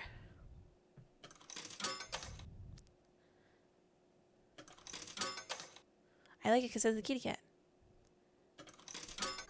Yay! All right, I think this is going nowhere. You raise your voice, trying to break through the tension in the room. Mom, I know how much your teachings mean to you, but I really don't think you're helping right now. No, they are helping. It's just you and this cretin who are the problem. Ren steps forward, his tone suddenly calm but firm, cutting through the chaos like a knife. Wisdom is best received by those willing to seek it. Isn't that how it goes? Your mom's head whips around, her glare sharp enough to cut steel. What could you possibly know about our teachings? Those who force their beliefs risk driving away the faithful, instead of guiding them. Isn't that the same scripture you hold so dear? Forceful but not too forceful. Isn't that the balance you people always preach about? For a moment, your mother freezes, her lips tightening as his words hit a nerve. Whatever Ren is saying seems to have worked a number on her confidence. How dare you preach to me about what I know best? Who do you think you are? I'm just someone asking if I'm wrong, to accept truth strands with open hands, or is the highest form of absolution? Or am I mistaken? Her expression falters, the weight of his words pressing down like a mirror held to her ego. Look, I know how you religious types are, but right now, you're doing more harm to your daughter than good. He glances at you, and for a brief moment, you feel an unspoken understanding pass between you. So, maybe think about what's best, not for you, but for her, no matter how much you think you're helping. Your mother hesitates. Ren's words might actually be appealing to her consciousness, one that you never knew she had. I'll let this go for now, but only because my teachings tell me to take the higher path. But I won't let this matter rest. I won't stop disciplining my daughter just because some kid tries to preach to me about my beliefs. Surprisingly, Britton remains silent, his expression unreadable. What's the matter? Nothing to say now? All that confidence gone? I just hope someday you'll realize not everything revolves around you. You little... All right, Mom, please, it's late. Let's just leave this for another time. Your mother's glare lingers, but after a long moment, she backs down, storming out of her apartment and slamming the door behind her. You'll regret this. Both of you will. The apartment falls silent, the tension still lingering in the air. Until Ren's dry scoff breaks the silence. Your mom is a real piece of work. Yeah, if she was painted by a much angrier and resentful Da Vinci. Ren lets out a scoff. Well, at least she's gone, for now. You hesitate for a moment, caught between your burning curiosity and the hesitation to pry. But your need to know wins out. Hey, if you don't mind me asking, how do you know exactly what to say to get her back off from her religious fever? Fever? Ren hesitates for a moment, the same uncertainty flickering in his eyes. It's always the same with people like that. You just throw up some religious jargon and they'll eat it up. But you knew exactly what to say. You had the right phrases, the right words. It felt like you've done this before. Ren's expression tightens. The uncertainty deepens. Look, I know people like her over time. You learn how to handle them. You started to recognize the same phrases they used to convince each other. You want to push further, but something about the way Ren's eyes avoid yours, no matter how much prodding you do, he's dropping the matter. You bite your tongue. Maybe someday he'll open up on his own terms. But for now, you decide to let it go. But, thank you for coming to help me. Don't worry about it. I didn't do it for you anyways. Well, not most of it. It was also for the benefit of our neighbors who are trying to sleep here. You bite your tongue. Maybe someday he'll open up on his own terms. But for now, you decide to let it go. Still, thank you, Ren. I really appreciate it. Ren looks away. It's in classic 90s Shoto fashion. Yeah. He coughs and unexpectedly meets your eyes with more seriousness than you're used to from him. I just hope you'll be alright. I know how hard it can be to deal with people like that. Thanks. I'll manage. What's another 30 years of mommy issues, right? Mommy issues, spiritual issues, and religious issues. It's the trifecta. Triforce, even. You can't help but muse at his little quips. After everything you've seen of Ren, you realize there's more to him than you just being snarky and hot-headed. It's not all arrogance or bitterness. It's a defense, a shield he puts up, and somehow it makes you feel less alone in your own sharpness. Maybe your sarcasm doesn't make you a bad person, like your mother always said. Ren is more than he lets on. Dependable, quick-witted, and when it matters most, kind. You catch yourself wondering if you were able to see past this exterior of his. You hope, you pray deep down, maybe he might be able to see past yours too. Ren eventually says his goodbyes, claiming he has important nighttime activities to tend to. You want to tease him more about his unique choice of words, but you hold back. He's likely heard enough sarcasm for one night. After exchanging your farewells, you settle in for the night, a quiet sense of relief washing over you. In learning more about him, you realize he's no longer just a neighbor. Maybe, just maybe, he's becoming something more, a friend. Yay! Sanity increased. Affection with Ren increased. Yippee! Check out the window. The window remains open, but this time there is no cotton candy scent. Instead, you see a child crouching in the corner, unmoving. No explanation or reason, just there. Now that's a strange sight. In true classic horror movie fashion, do you keep the window open to check if he's okay, just in case it's a neglected child? Or do you pretend you saw nothing and close the window? Whoa! That's a scary kid. I can't save. Yeah. Hey kid, it's late. You should be heading home soon. Holy shit! I didn't expect him to move. Nothing's moved in this game so far. Please, let me in. Please. It's so cold out here. Please. What the? And just like that, whatever was outside the window is gone. The spot where it had been just moments ago is empty, swallowed by the night. No footsteps in the frost, no shadow in the dim glow of the streetlights, just silence. Alright, let's go take care of our husband. Kazuki. The air around the shrine feels oddly. Work was tiring today. I'm sorry, Kazuki. There, all cleaned up. Perchance, some incense from the temple would help you feel better, but I'll have to get it for you next time, okay? I really wish I could, but it's late.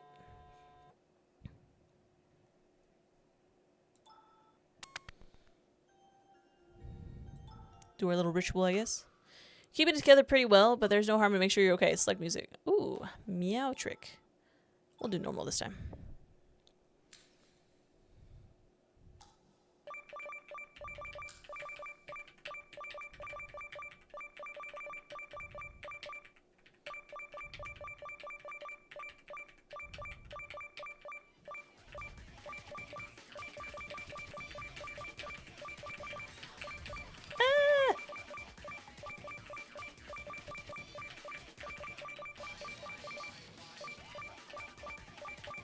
Okay, it's not bad. Probably what, like 110?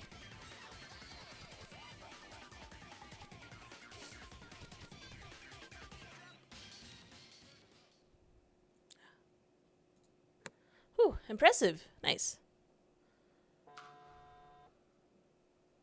Nice.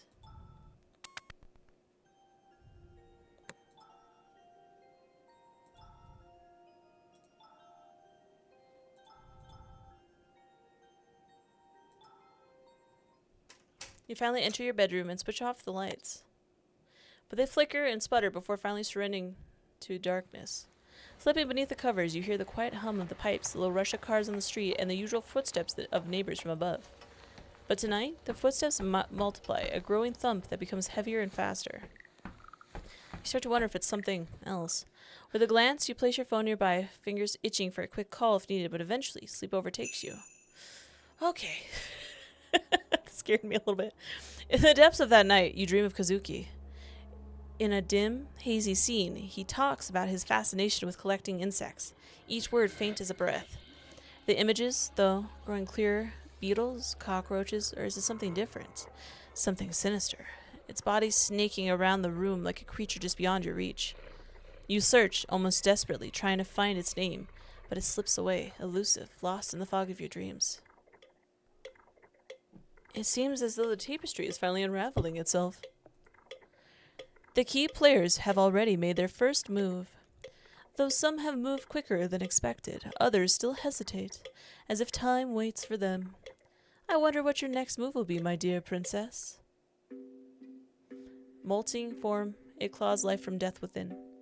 Survival's call, a twisted creed, the ancient curse reborn to feed.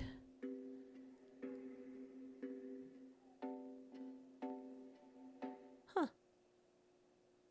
Day 4. Okay, I gotta save.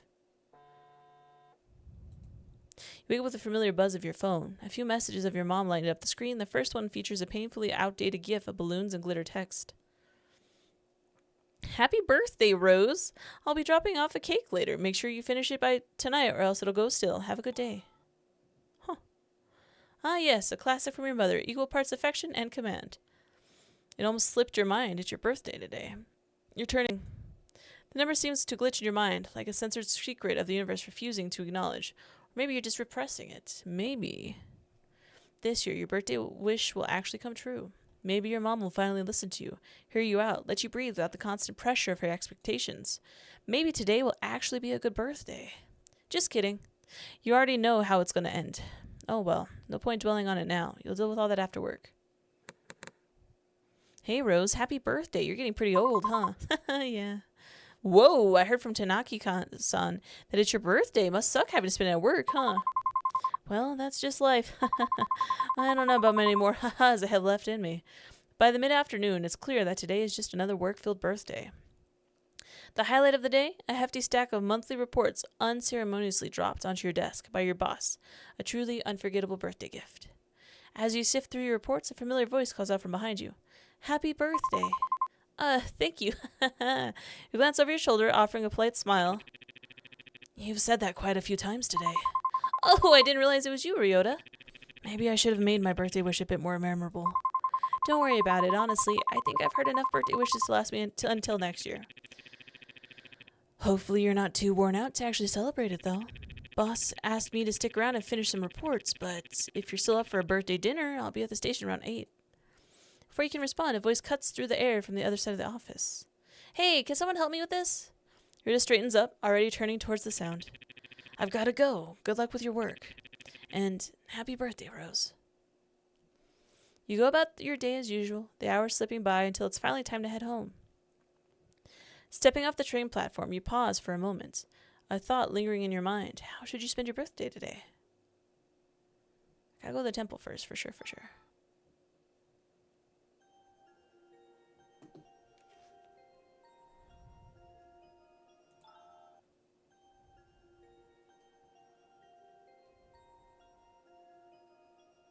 He said around 8. I don't want to miss him. You arrive at the train station, stand by the gantry, waiting. After a short while, you spot Ryota stepping through the gates. The moment he notices you, his expression shifts. He tries to mask it, but the smile tugging at the corners of his lips is unmistakable. It's brief, flashes something warmer than usual, but it doesn't escape your notice. As he approaches, his tired eyes reflect the exhaustion from work, but the soft smile never quite disappears. Ah, you're here. Sorry if I kept you waiting. Were you waiting for me? I hope I didn't make you wait too long. I'm glad you decided to come. You know, if you're still up for it, we can grab that dinner, just like I promised. It's my treat, of course. Yeah, I'd like that. Let's go have that birthday dinner. For a moment, Ryota seems caught off guard. His eyes widen just slightly before expression softens into a warm smile. His relief and happiness unmistakable despite his efforts to stay composed. Really? I mean, great. I was worried you might have had plans with someone else. Not exactly the life of the party. I enjoy being around you. You don't need to be the life of the party to make someone's day better. Thanks. That means a lot, really. Well, there's this takoyaki place nearby. It's not fancy or anything, but I thought, well, it's your birthday, so you should get something good to eat. Sounds perfect. Lead the way. The rich aroma of grilled takoyaki fills the air as you step into the cozy eatery. Its warm lighting casts a welcoming glow. You take a seat beside Ryota at the counter. The comforting aroma of freshly grilled takoyaki wafts up as a steaming plate is set before you. For a moment, neither of you speaks, the quiet hum of the restaurant filling the space. You glance at Ryota, his gaze fixed on the food, and you find yourself wondering how to break the silence. Ask him about this place. How'd you even find this place? It's so tucked away. Honestly, it was by accident. One night after work, I was wandering around and just ended up here. I didn't even know this place existed before that. An unlikely coincidence. Quite so. Like how in stories, the main character always ends up in just the right place at the right time. Maybe we're in some cheesy romance written by some lonely writer. Well, they've got some good taste for food, I guess. Ask about work. So how was work today? Pretty busy. I was rushing to meet a deadline, but luckily I made it just in time. Right. I hope I didn't make things harder for you. If you needed more time, we could have done this another day. Ryota shakes his head. A soft smile spreads across his face. Don't apologize. If anything, it gave me something to look forward to. Anything for you. Ask about the food. I didn't know you liked takoyaki. I'll eat anything, really. Even shellfish. What's wrong with shellfish? They're like the ocean's cockroaches, physically and biologically. That's such a dramatic way to put it. They're delicious, though. Yeah, well, so are cockroaches to some people, apparently. Okay, fine. I'll stop trying to defend seafood. As you sit at the counter, the comforting aroma of takoyaki wafting around you, a raised voice from a nearby booth catches your attention. Despite your better judgment, you can't help but overhear the conversation.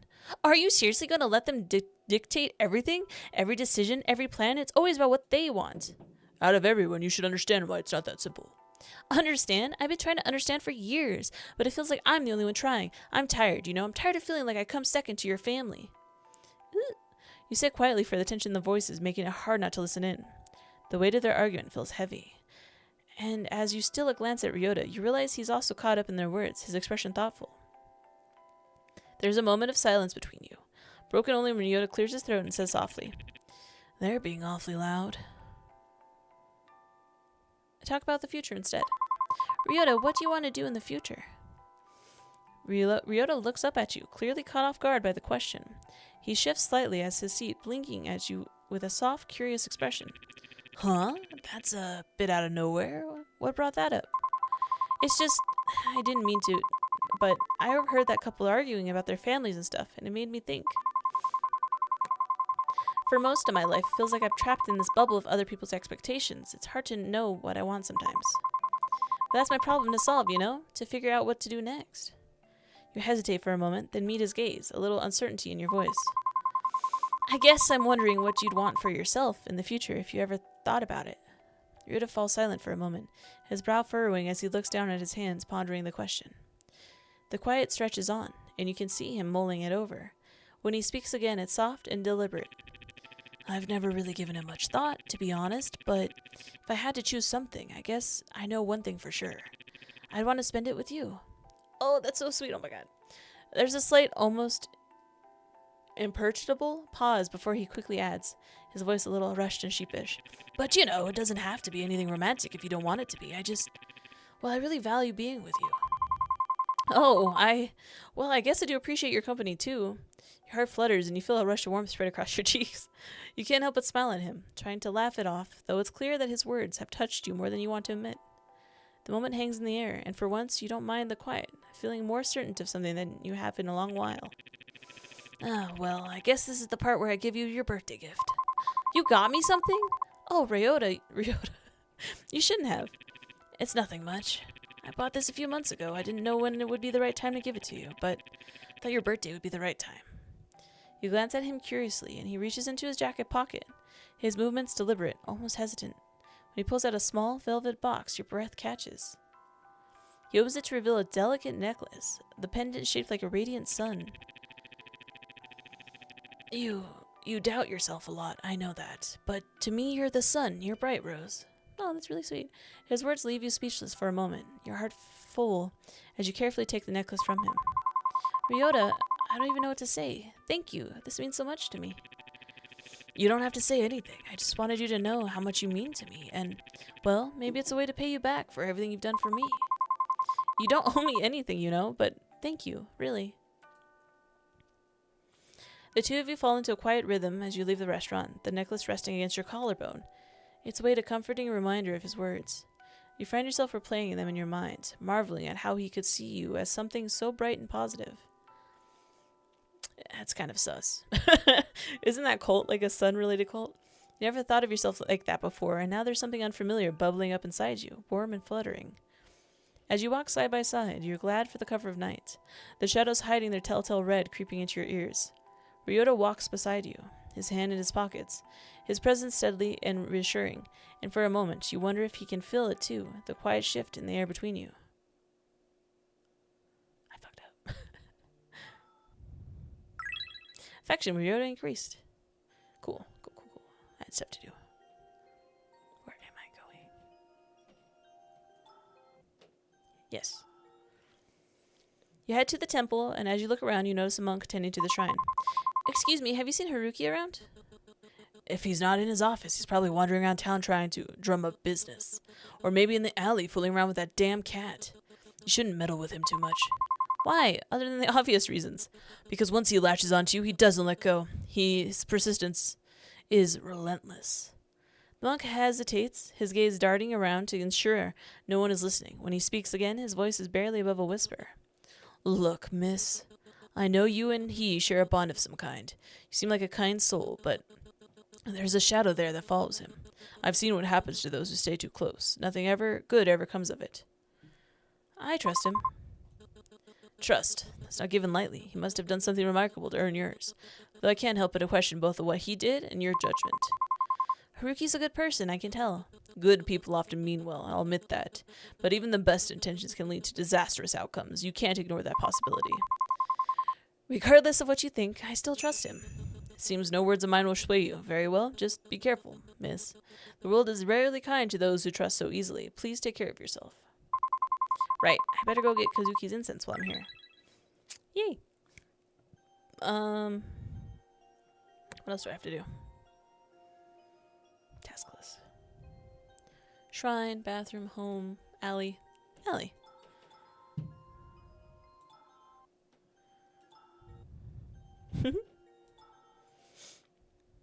You notice Haruki in the alleyway, crouched near a stray cat with a small dish of food in his hand. Approach him. My dear client, have you come to visit me? Or does Mr. Tubbs over here have another visitor? You glance down to see a stray cat nestled comfortably between Haruki's shoes. Haruki is crouched beside him, carefully placing a small dish of food within the cat's reach. Are you acquainted with this guy? Seems like he's got a lot of fans. Miyabi glances at you briefly, then turns away with a flick of his tail, letting out a soft hiss of annoyance as you approach. Ignore him. He's a meanie. But deep down, I think he secretly likes people. Maybe. Haruki shrugs with a grin, scratching behind Mayubi's ears, unfazed by the cat's attitude. Did you just name him Mr. Tubbs? He's cute and round. Plus, he's got the distinguished air to him. Addressing him without a title seems a bit rude. He's not that fat, though, to be called Tubby. That's why it's not Tubby, but Tubbs. See, I didn't finish the sentence. Like how he doesn't finish his food because he's not fat. I've seen him around here, too. He chuckles, but there's a genuine warmth in his voice. He runs his fingers through Mr. Tubbs' fur one last time before standing up straight, wiping his hands on his pants. Did you really come to visit me, or is it just the cat you're after? Yes. Of course. If not, why else would I have appeared before you? Maybe you're here for Mr. Tubbs, huh? Well, Mr. Tubbs is a pleasant surprise, but I really did come to find you, Haruki. It's such a nice feeling to be wanted. I do try to keep myself humble, but a little ego boost never hurts. If only my mother had the same feeling. So what can I or Mr. Tubbs help you with today? You know we're both professionals in the art of making people's day a little brighter. Ask about exorcism. Just want to spend time with you. Honestly, I just wanted to spend some time with you. And spend time with me you shall. You have my undivided attention. You and Mr. Tubbs. You chuckle as you lean down and pet the now sleeping cat. Looks like he's had his fill and decided to nap in order. Ah, to live the life of a cat. No bills, no responsibilities, just endless naps and meals graciously provided by strangers. What a dream. So let's say tomorrow you wake up as a cat. What would you do first? Well, the first I'd double check that all my bills were paid and my appliances were off, because even as a cat, I'm a responsible one. Then I'd come find you so you could take care of me for the rest of my perfect little life. After all, who else would spoil me as much as you? Oh, so now I'm at the hook for the cat, Haruki. Sounds like a lot of work.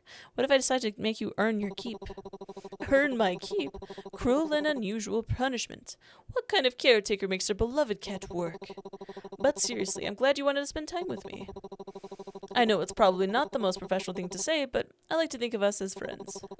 I mean, I know I'm just your quirky exorcist and all, but it's nice having someone like you around.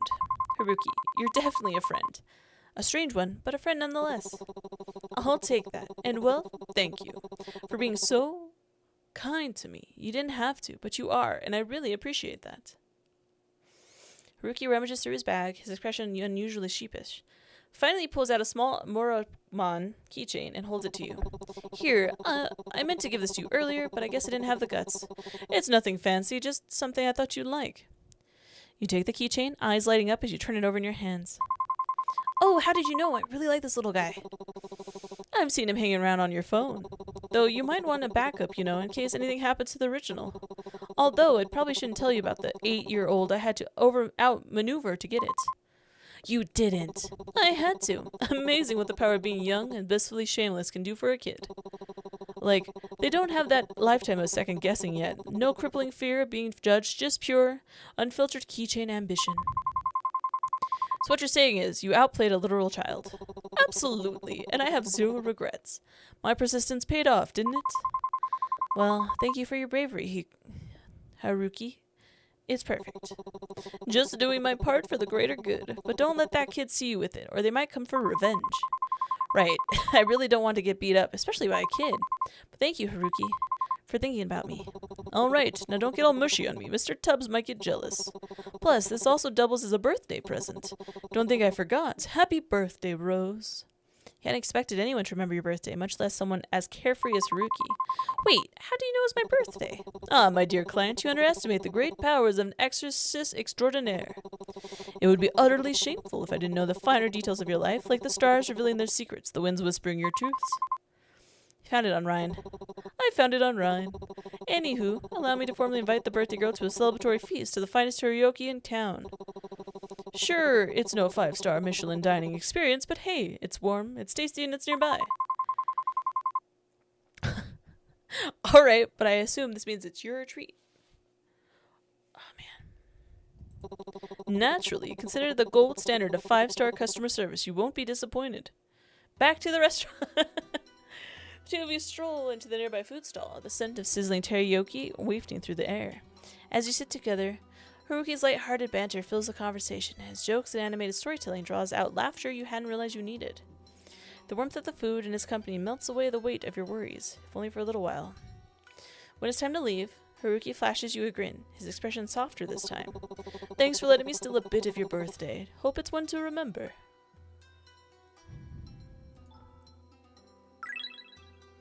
Hey, it's really late. Better get home before Mom gives me a mouthful.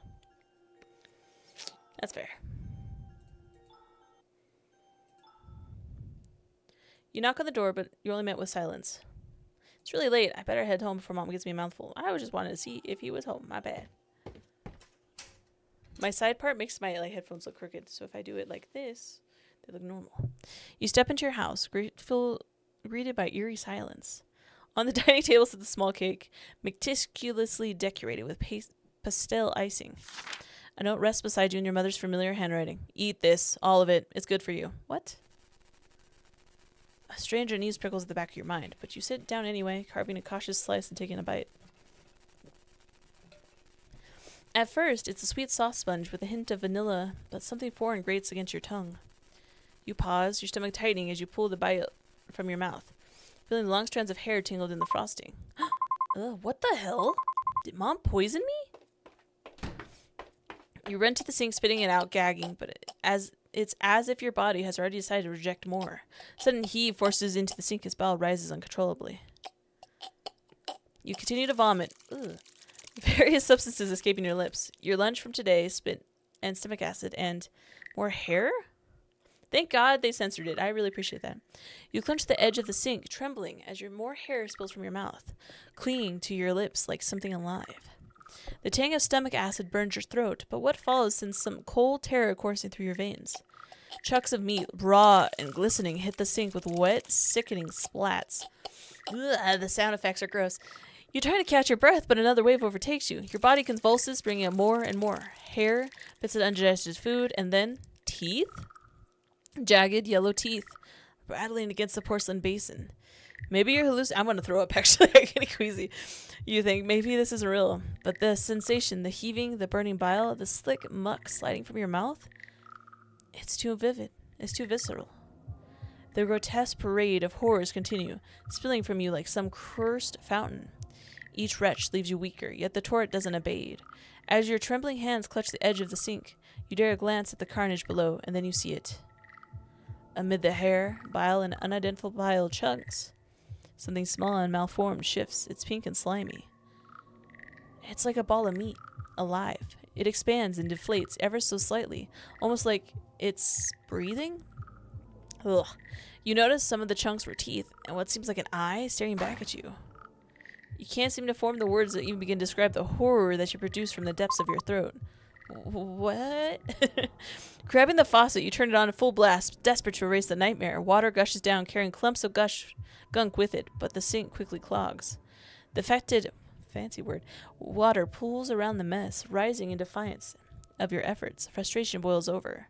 You seize the nearest object, a hairbrush, and jam it into the drain, jabbing furiously. The bristles bend and snap as you shove harder, muttering through gritted teeth and shouting, "Go down already!" Each shove is punctuated by your screams, your voice hoarse and cracking. The sink gurgles, as bits of the junk slowly spiral downward, disappearing into the pipes. Finally, the water drains, leaving the basin empty, except for lingering streaks of slime. You stand there, panting, your knuckles white as you grip the edge of the counter. The silence that follows is deafening, broken only by your ragged breathing. And then you hear it, faint but unmistakable. A soft, pitiful cry. You stumble back from the sink, your legs shaking uncontrollably, and you collapse into the floor. Hot tears steam down your face as you grasp for breath, the sound of your own ragged sobs filling the suffocating silence of the kitchen. I didn't mean for this to happen. Please forgive me. You clasp your hands together so tight until the knuckles turn white as you pray feverishly to anyone or anything that's willing to listen to your cries. Please forgive me, Kazuki. I'm trying, I swear. I'm trying. I'll find out who did this to you. I'll make them pay. Just please don't hate me. You moved on? Kazuki? I'm sorry. I'm so sorry. Please, I'm doing my best. I'll avenge you, I swear. How could you? You moved on already? No, I didn't. You're a liar. You've already forgotten me, cheated on me like none of it mattered. No, that's not true. We weren't even really married. You know that. That wasn't... Not real? Then what were we? Nothing? A lie? Is that what I was to you? Cheater? No, I'm not. Not what? You feel a gentle tug on your sleeve, and you turn. The familiar glint of light bouncing off crimson-tinted glasses catches your eye. I sensed a powerful spiritual presence radiating from this area, something I simply couldn't ignore. I rushed here as quickly as I could, but it seems things escalated. Are you all right, my dear client? You're not okay. Your breathing is uneven, and your hands are trembling at your sides. You're the furthest thing from okay right now. No, the cake, the hair, the things that keep happening. No, I'm not okay, Haruki. None of this is okay. It's getting worse, all of it. The things I'm seeing, the sounds in my head, it's like I can't escape it. No, I'm not okay. Haruki, none of this is okay. It's getting worse, all of it. The things I'm seeing, the sounds in my head, it's like I can't escape it. Haruki steps closer, concern etched in his face. Maybe this is my fault. Maybe I did something to deserve all of this. The noise starts creeping in, louder and louder, like static crackling through your thoughts. You clutch your head, trying to push it out, but it only gets worse. I can't take this anymore. Before the panic overtakes you completely, Haruki grabs you firmly by the shoulders. His voice cuts through the storm in your mind, steady and grounding. Hey, look at me. It's okay. It's not your fault, all right? None of this has ever been your fault. You're trying. You're doing everything you can. For a moment, his words gives you pause, but then the frustration boils over, sharp and hot. Everyone keeps saying that it's not my fault, that I'm doing my best. But bad things keep happening, Haruki, over and over again. What's the point? What's the point of trying when nothing else ever gets better? You've asked me before why my arms are littered with spiritual talismans.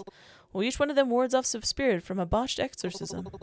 After my first failure, I thought, I'll grow, I'll get better. But then I messed up so badly that I can't even think about it without feeling that guilt all over again.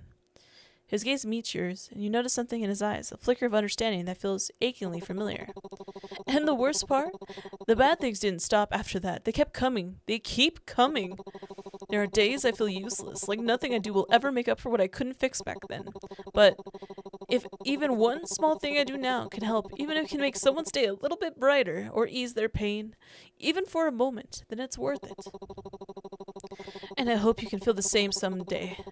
Because no matter how dark it gets, the fact that you're still here, still fighting, it matters. His words hang in the air, heavy but grounding. And for the first time in a while, the noise in your head begins to quiet. His gaze flickers over you, taking in the chaos around you with a sharp intensity. After a brief pause, he reaches out, taking your hand gently in his, turning it over. He holds it before him, his eyes narrowing as he studies your palm with quiet focus. I'm late again. I'm sorry. I tried to hold it back. It might need more time, but wanted to keep you out of this. But given how close we are and the trust you placed in me, I can't keep this from you anymore. I think you know deep down, whatever's haunting you, it isn't Kazuki. No, this is all my fault. Kazuki, he's angry that I'm not doing anything about his death. Just living my life while he's dead. It's not fair. Do you really believe that? Do you think Kazuki would carry that much hatred in his heart to hurt you like this? His words force you to confront the truth. You're buried beneath layers of grief and guilt. Slowly fragments of memory resurface. You finally stop shaking. You were so wrapped up in everything, all the bad memories that surrounded his death, and the memory that he has become, that you had forgotten the person he was. Kind, caring, sweet, a friend. And you missed him dearly. He was kind, but he was ambitious. Before his death, he worked a lot, late into the night even. He always said he was so close to his next big hit. I just wish I would have told me before he... Some people aren't very good at asking for help. I should know. I'm sorry. I thought the less you knew, the better. I didn't want to make things harder for you. No, I probably wouldn't have listened anyways. Haruki, thank you. He releases your hands, at last. A small smile tugging at the corners of his mouth. Of course. Anything for you, my dear clients. You roll your eyes, the warmth in his tone making the nickname less irritating than usual. Will you stop calling me that? I don't think I've ever heard you call me my name. Then Rose? No, that's too embarrassing. I'll stick to tried and true nicknames, thank you very much. But anyway, about the thing haunting you. It's an evil spirit that has latched onto you. From what I can tell, it's tied to something in your past, though I haven't quite figured out what yet. What I do know is that you feed off your energy, especially your sanity. And judging by the state of things, it's been festering pretty well these past few months. I'm still working on finding its source, or why I chose you in the first place, but I'm here for you no matter what. I can't help you make the right choices, but I can hopefully make the journey a little easier. So whatever decision you choose to make in the future, I'll support you with my whole heart. You feel the tremulous waves crashing within you finally still itself, the guilt in your heart pouring away as you finally piece together the truth. I see. I couldn't have done much of it without you. Thank you, Haruki. You've been my son. And you've been mine, Rose. You want to ask Haruki for more information, but before the both of you can have a real conversation, his phone buzzes, heavily indicating another client requires his attention. I could always stay a little while longer, make sure things don't start getting strange again. No, I can't keep you from your work. I'll be fine, I promise. You know I would stay if you asked me to. And I would even if you didn't. I know, but really, I'm okay. You're giving me enough to keep my head on straight. Believe in me. All right. A strong, independent woman like yourself will definitely have things under control. But don't hesitate to call me again if you need anything. I'll come sprinting back to trust me. Sprinting. You say your goodbyes, and once he's gone, your gaze falls into Kazuki's altar. His framed picture, still and silent, gazes back at you. The smile he wore in death no longer holds malice or anger, hatred or greed. No, it was that same smile he had at the wedding, reassuring you that everything was going to be fine, and somehow you believed it still is. I don't want to check the window anymore. I'm scared. The shrine feels different today. An unshakable, uneasy presence lingers in the air. It's that quiet, lingering sensation like something is just slightly out of place, yet you can't quite grasp what's wrong. But in the end, this is still Kazuki's shrine. It holds the weight of his past and the complexity of your feelings, whether they lean towards resentment or something softer. No matter what, it's still Kazuki. Yeah, I'm going to leave an offering for my man, hoping it might ease whatever lingering resentments still remain. Yet after days of doing this, doubt creeps in. You're not sure it'll make a difference, and still you do so anyway. As you bow your head in prayer, guilt lingers, an unshakable weight pressing against your heart. No matter how much you do, it never feels like enough, not after everything that's happened, not after the past few days. Tell everyone you're fine, that you move forward, but deep down you know the truth. Then, just as doubt threatens to consume you, a familiar scent drifts through the air, warm, unmistakable vanilla, curling softly through the house from nowhere at all. Next time, if we do manage to celebrate your birthday, I'll get you the sweetest vanilla cake I can find. The memory rises unbidden, pulling itself from the depths of your mind. It's so simple, so fleeting, yet it wraps around you like a quiet reassurance, a reminder that Kazuki was and always has been looking out for you. Aww. Gotta do my bathroom.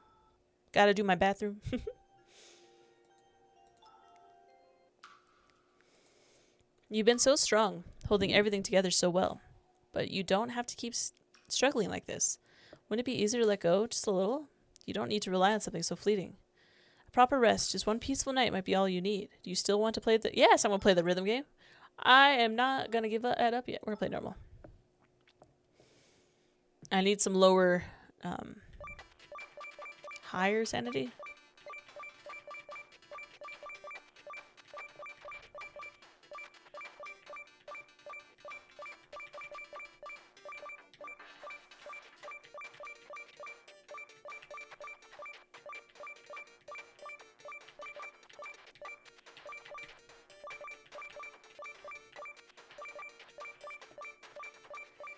Dang, we missed what? 2? 1? Yippee! Nice. We did not go to the police station. I feel bad about that, but your phone buzzes with a notification. It's from Mom. I'm busy with important matters. I won't be able to be there for you for a while. Take care of yourself. You stare at the screen, a sigh escaping your lips as relief floods in. What the? Good for me, I guess. Maybe I'll need some peace without her breathing down my neck. Something feels off. The phrasing is strange, almost like she's choosing her words carefully. There's no condescension or nagging, just silence after the message. Maybe I should... Stare at the message thread, your thumb hovering over the keyboard. A simple, "Are you alright?" forms in your mind, but something stops you. Memories of her constant control, her overbearing presence flash through your mind. No, she doesn't need that from me, not after everything. Instead, you type out a single word. Okay. You hit send and lock your phone, tossing it aside. For once, the silence feels like it's yours to control.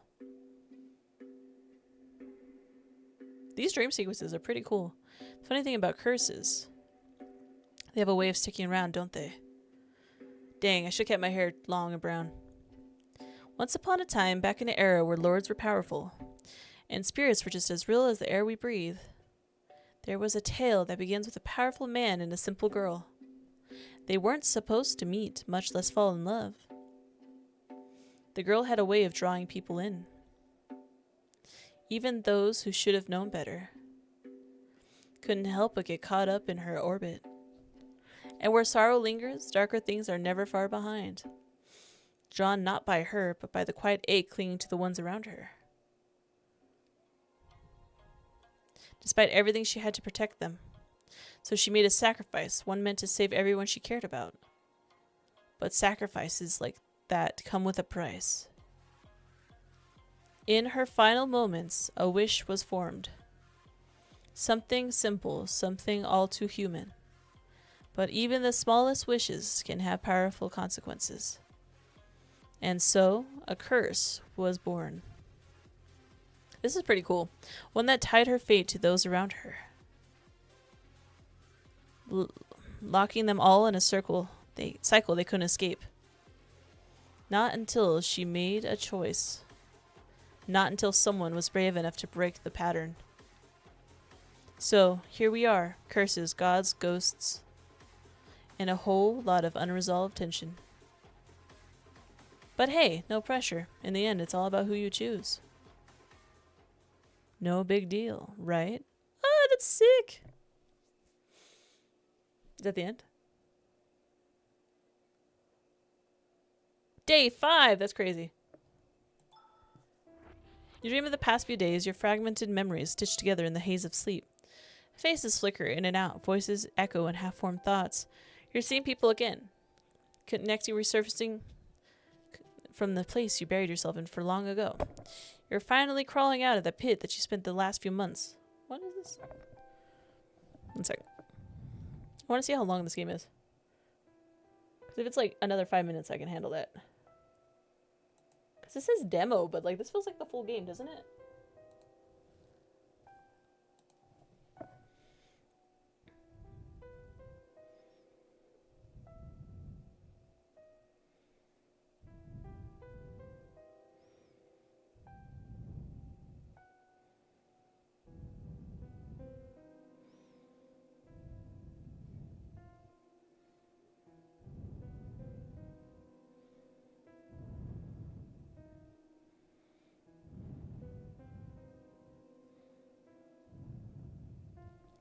Okay, it says it covers the first 4 days. Let's see if this is just the ending. But you're beginning to feel tired. You don't know how long you can keep this up. Dream of 𝕻𝖙𝖗𝖊𝖔𝖓, of the way he's... Yeah, this is the end. Of the way he stands beside you quietly, like he's always been there, like he never left. Remember how easy it was to overlook him before. He never demanded anything, never asked to be seen. But now, in the silence after everything fell apart, you notice the way he listens. The way he tries, in that subtle, quiet way of his, to make things feel safe. Even if he's unraveling, too. You didn't see his kindness before, and it hurts knowing it took your own tragedy to recognize the warmth he's been offering all along. You wish you had noticed sooner. Man, these arts of the boys are so perfect. You dream of Haruki. He's laughing again, effortlessly bright, skipping stones like nothing in the world could weigh him down. You barely know him, and yet he looks at you like he's known your sadness forever. There's something about the way he brushes off the dark with jokes and half-serious stories that make you want to believe in something, anything. And that terrifies you. Sorry, I have a hair on my face and it's driving me crazy. You don't understand him. The part of you wants to run. You're afraid of what he knows, but something draws you into him. You might be losing your mind. You dream of Ren. He used to be just a name, your neighbor you never thought twice about. But now, he's everywhere, in the hallway, on the street, in your dreams. It feels like something is guiding him towards you, or dragging him back from the edge. You can't tell if it's fate or punishment or mercy. Sometimes he looks like he's carrying a burden too heavy for words, like there's something inside him clawing its way back out. You wonder what changed. You wonder why you feel like you're supposed to understand him. Why, when he looks at you, you feel like you're both trapped in the same impossible story. You can't tell if some sort of divine intervention is punishing him or giving him a second chance.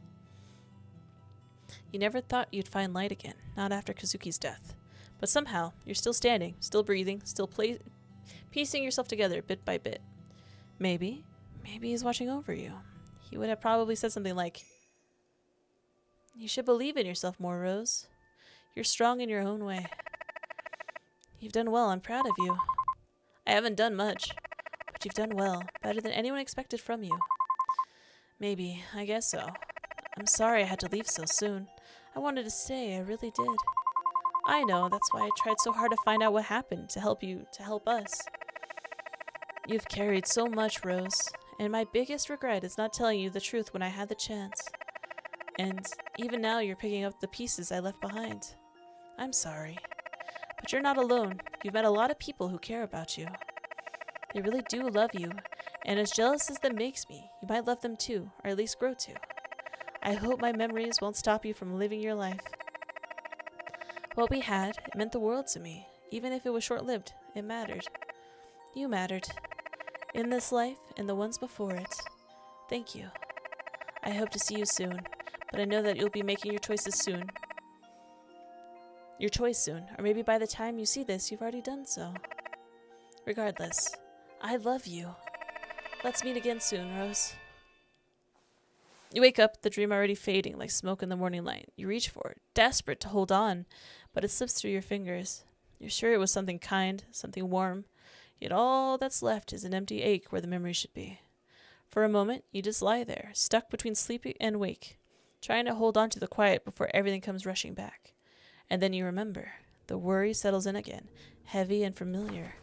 You grab your phone from the nightstand, hoping stupidly maybe that there's someone waiting for you. Nothing. No messages, no calls.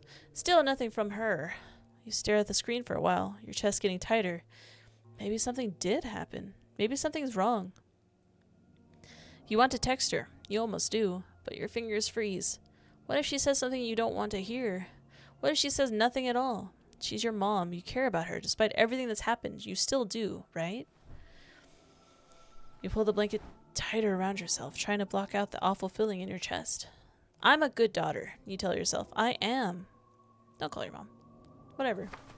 Toss your phone aside. She's not worth it. At least that's what you tell yourself. There it is again, the sense of unease. With everything that's happened last night and this weird thing going on with Mom, maybe I should call in sick today.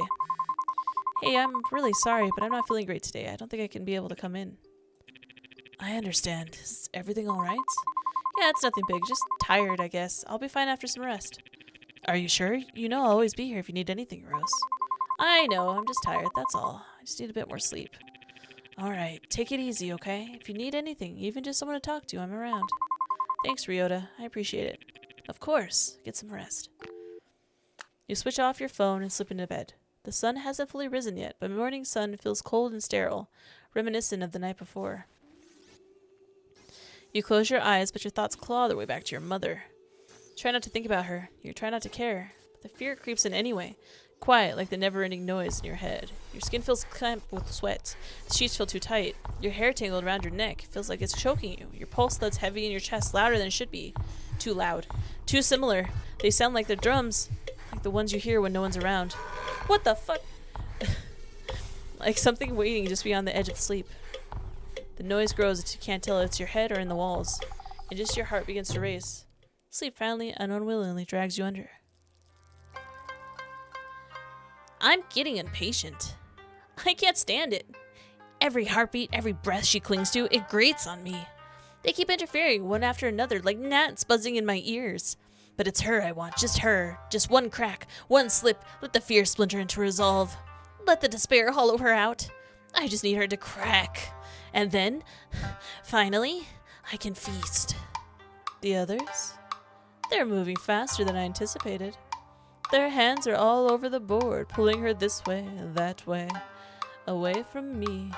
We have to act now before she... No, not again. I won't lose her to them again. She won't make the wrong choice. She won't. I just need one more chance, one opening, one whisper in the right ear. If I can reach her again, just once, she'll remember. She'll remember everything. And then she'll come back to me. You jolt awake, breath catching in your throat. Your eyes blink against the light, only to realize there is none.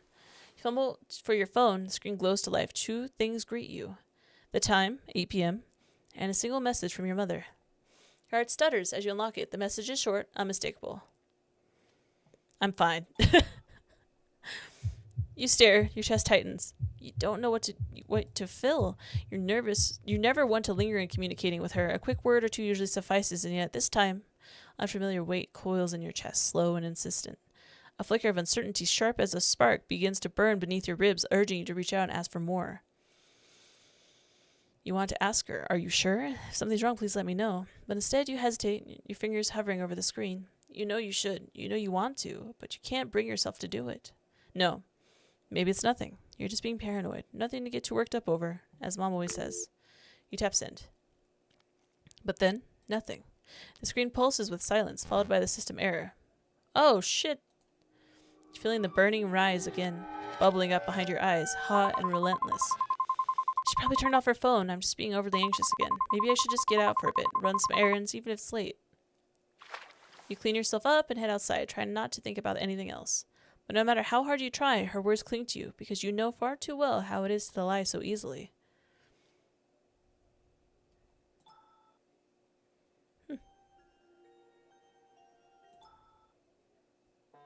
Suddenly your phone rings. It's Yoko. Ah, hello. I was worried you wouldn't pick up. 𝕻𝖗𝖊𝖔𝖓 mentioned you weren't feeling well today. I hope you're doing a little better. Well, maybe just a little bit. better than I was this morning. That's a relief. Sorry for the sudden call. The thing is, Ryota dropped by the cafe earlier, and surprise, surprise, he's left his phone behind again. I was wondering, could you pick it up and hand it to him tomorrow morning at work? Sure, no problem. I was already out anyway. I'll swing by the cafe to grab it.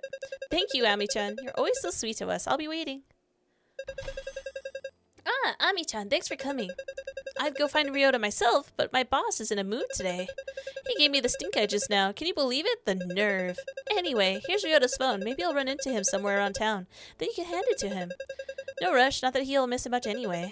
Aside from work stuff, I don't think anyone really texts him, except us.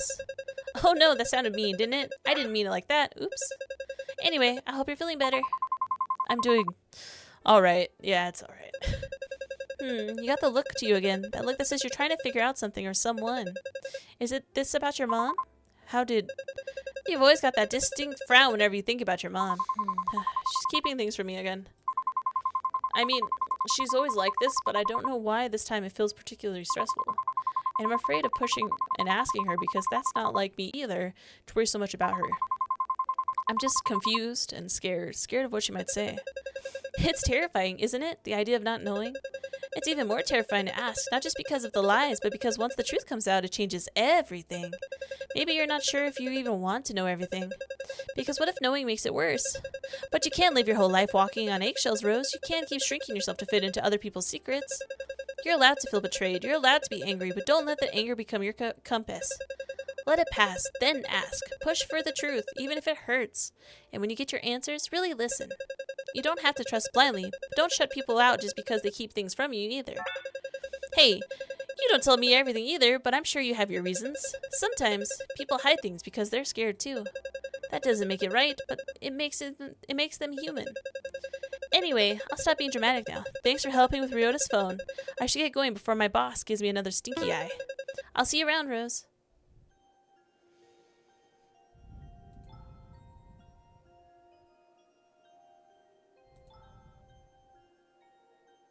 He's normally by the river, yeah? No. Huh.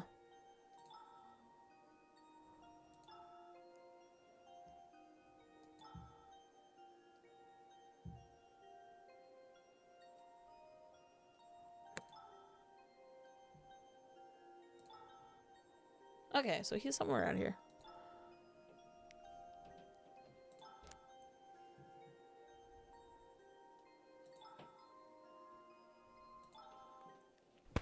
Suddenly you feel a tap on your shoulder. Pardon me, ma'am. I hope life's been kind to you lately. Who? It's you again? And so you do remember us. That's a good sign. Perhaps you take a moment to reflect on our scriptures? I haven't. And once again, I'm not interested. That's disappointing to hear. You know, many of the troubles you've been facing, they're not uncommon. In fact, they're expected when one strays too far from the path. The spirit, for example. I've heard this speech before, but I overcame it myself with my own strength. So no offense, but I think I can handle whatever else that comes my way. That's certainly one approach, but imagine how much lighter the burdens could be if only you'd... No, thank you. Really hope that's the last time I see them. Maybe I should report this to the police. Police station, okay.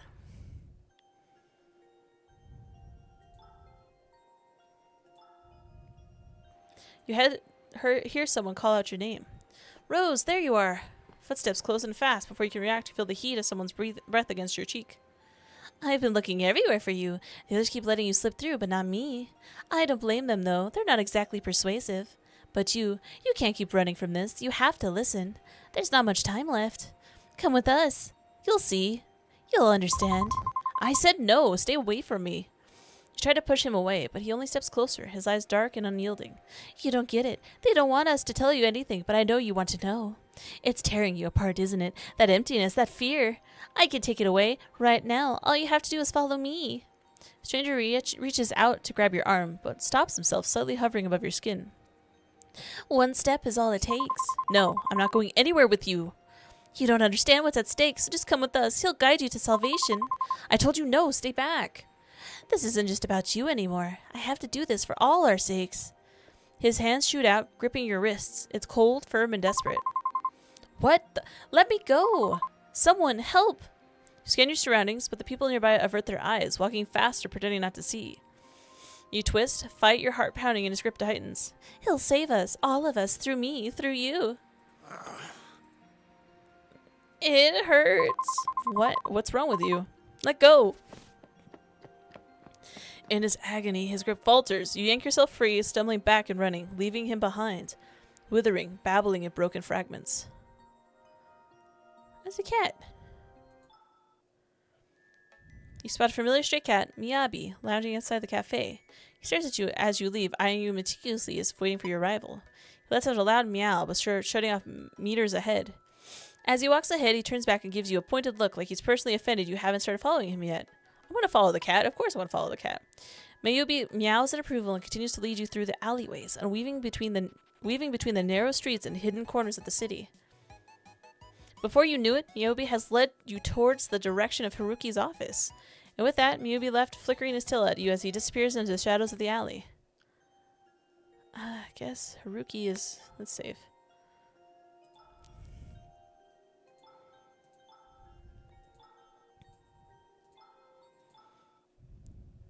You knock on Haruki's door. There's no answer.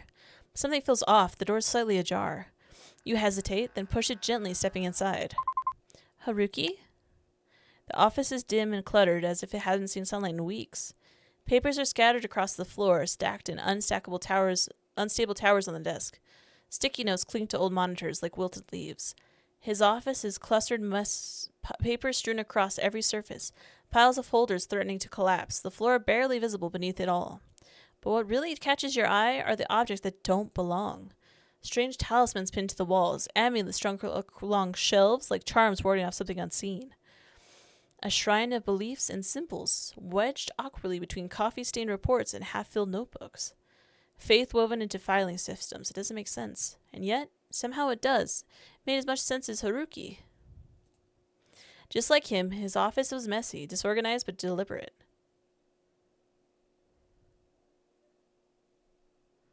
Have I been missing this whole time?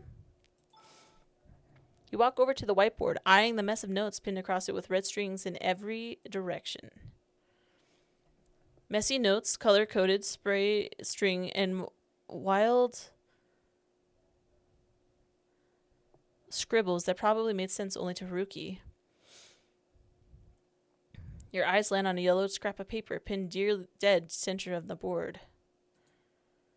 8th September 2022. Will be an interesting day for the Queen. A prediction 13 years from now. It's absurd, but also very Haruki. Still, none of this seems useful, just the usual paranoia that fills his workspace.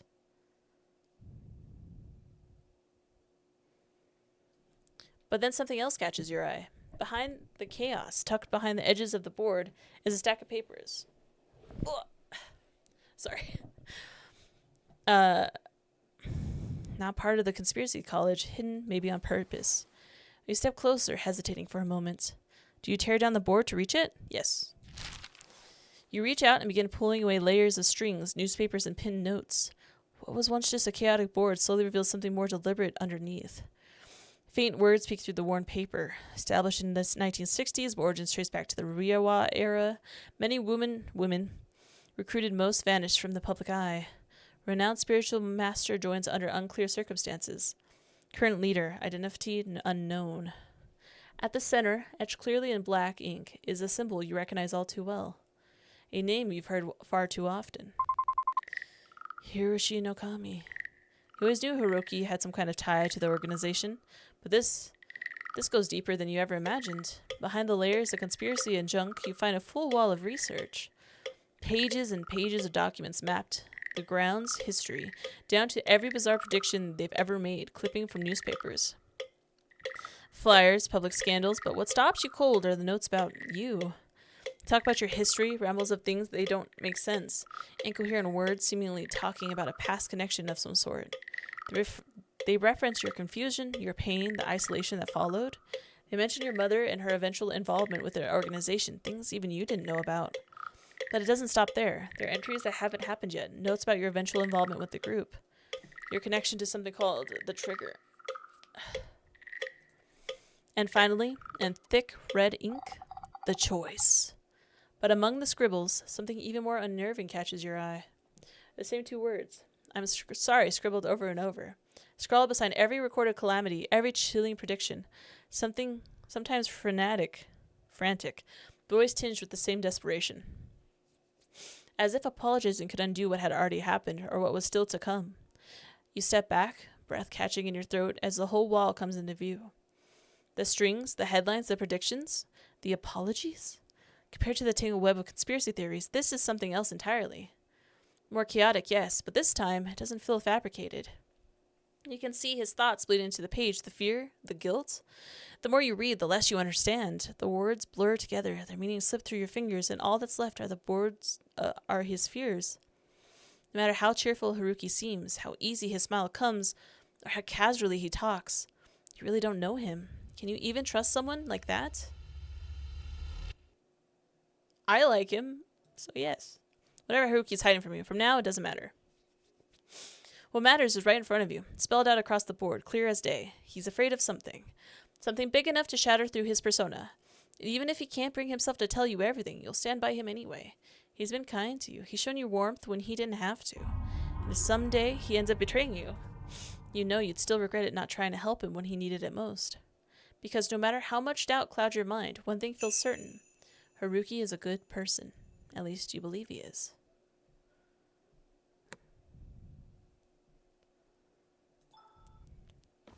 You step carefully around the clutter, avoiding the mess of folders and papers scattered across the floor. You pick one up at random and begin flipping through it. Notes, case files, client reports. Haruki's handwriting scrawled across the pages, some neat, others frantic. One entry is about a housewife convinced her home was haunted. Turns out her teenage sons were staging ghost videos to upload to video. Their top video got 100 views. Another file talks about an overworked office lady who suffered such intense grief it began to attract malevolent spirits. Not ghosts of the dead, just things. Negative energy is drawn to pain like flies to rot. That one hits a little too close. Still, judging by the sheer volume of the cases, I still have that hair. It's like, business seems to be booming. I think it's because I'm petting my cat. They said if you're allergic to cats, the hair will like stick to your face. Haruki either incredibly good at what he does, or just convincingly enough that desperate people keep coming back. Maybe both, you included. Then something folded neatly between the pages catches your eye. You pull it out. A flyer. Familiar. The same one you've seen before, the one from that religious sect. So they're targeting Haruki's clients now. You frown, thumbing the edges of the paper. Guess they'll take anyone who'll listen.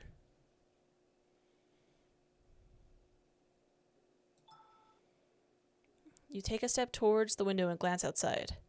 Down below, a stray cat is curled up in the alley fast asleep. It's clearly unbothered by the chaos of the world around it. You watch it for a moment, feeling a strange sense of calm wash over you. The cat stretches, yawns, and settles back down, its tail flicking lazily. You can't help but envy it.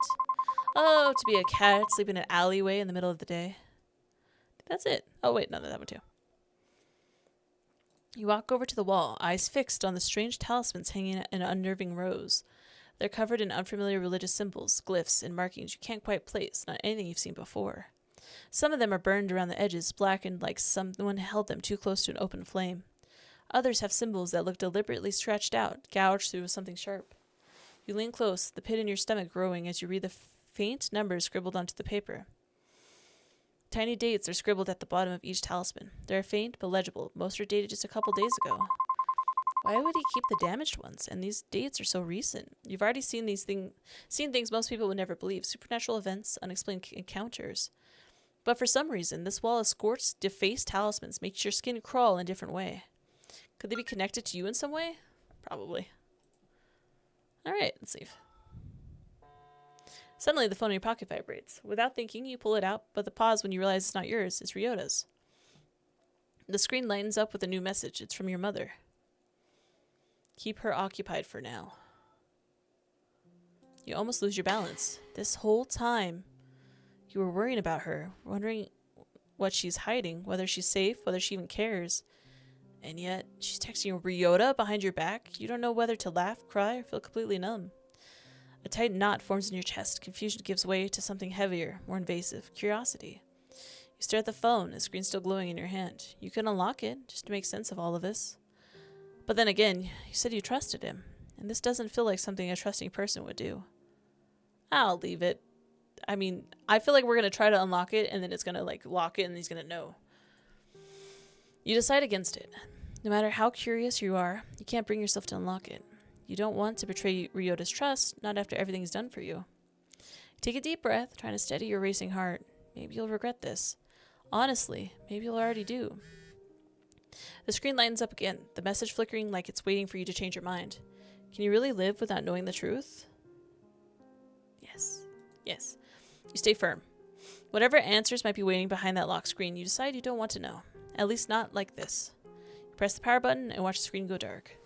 Then without another word, you slip the phone into your pocket. Out of sight, out of reach. But the weight of it stays with you. Sanity decreased. Affection with Haruki increased. Nice. The cat looks sad, like he's looking for him. Let me go talk to the cat again. The cat keeps meowing loudly and insistently in the direction of Haruki's office, as though he's clearly irritated that you're ignoring his very obvious directions. It's a little strange to listen to a cat, but then again, you've experienced weirder things. Okay. Let's go back to his office then. See if I missed something.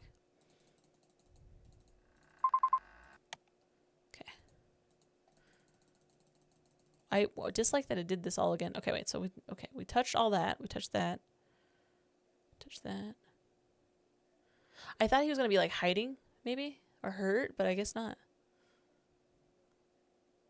Sorry, cat. Shady office. I like that.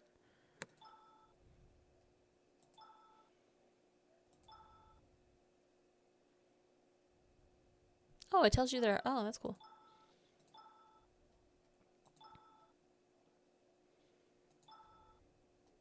Blessed every day.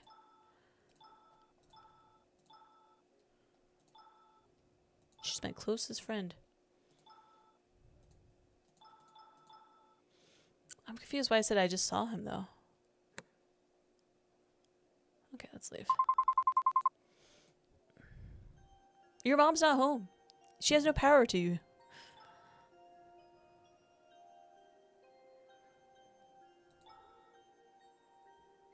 Should probably try the riverside one more time.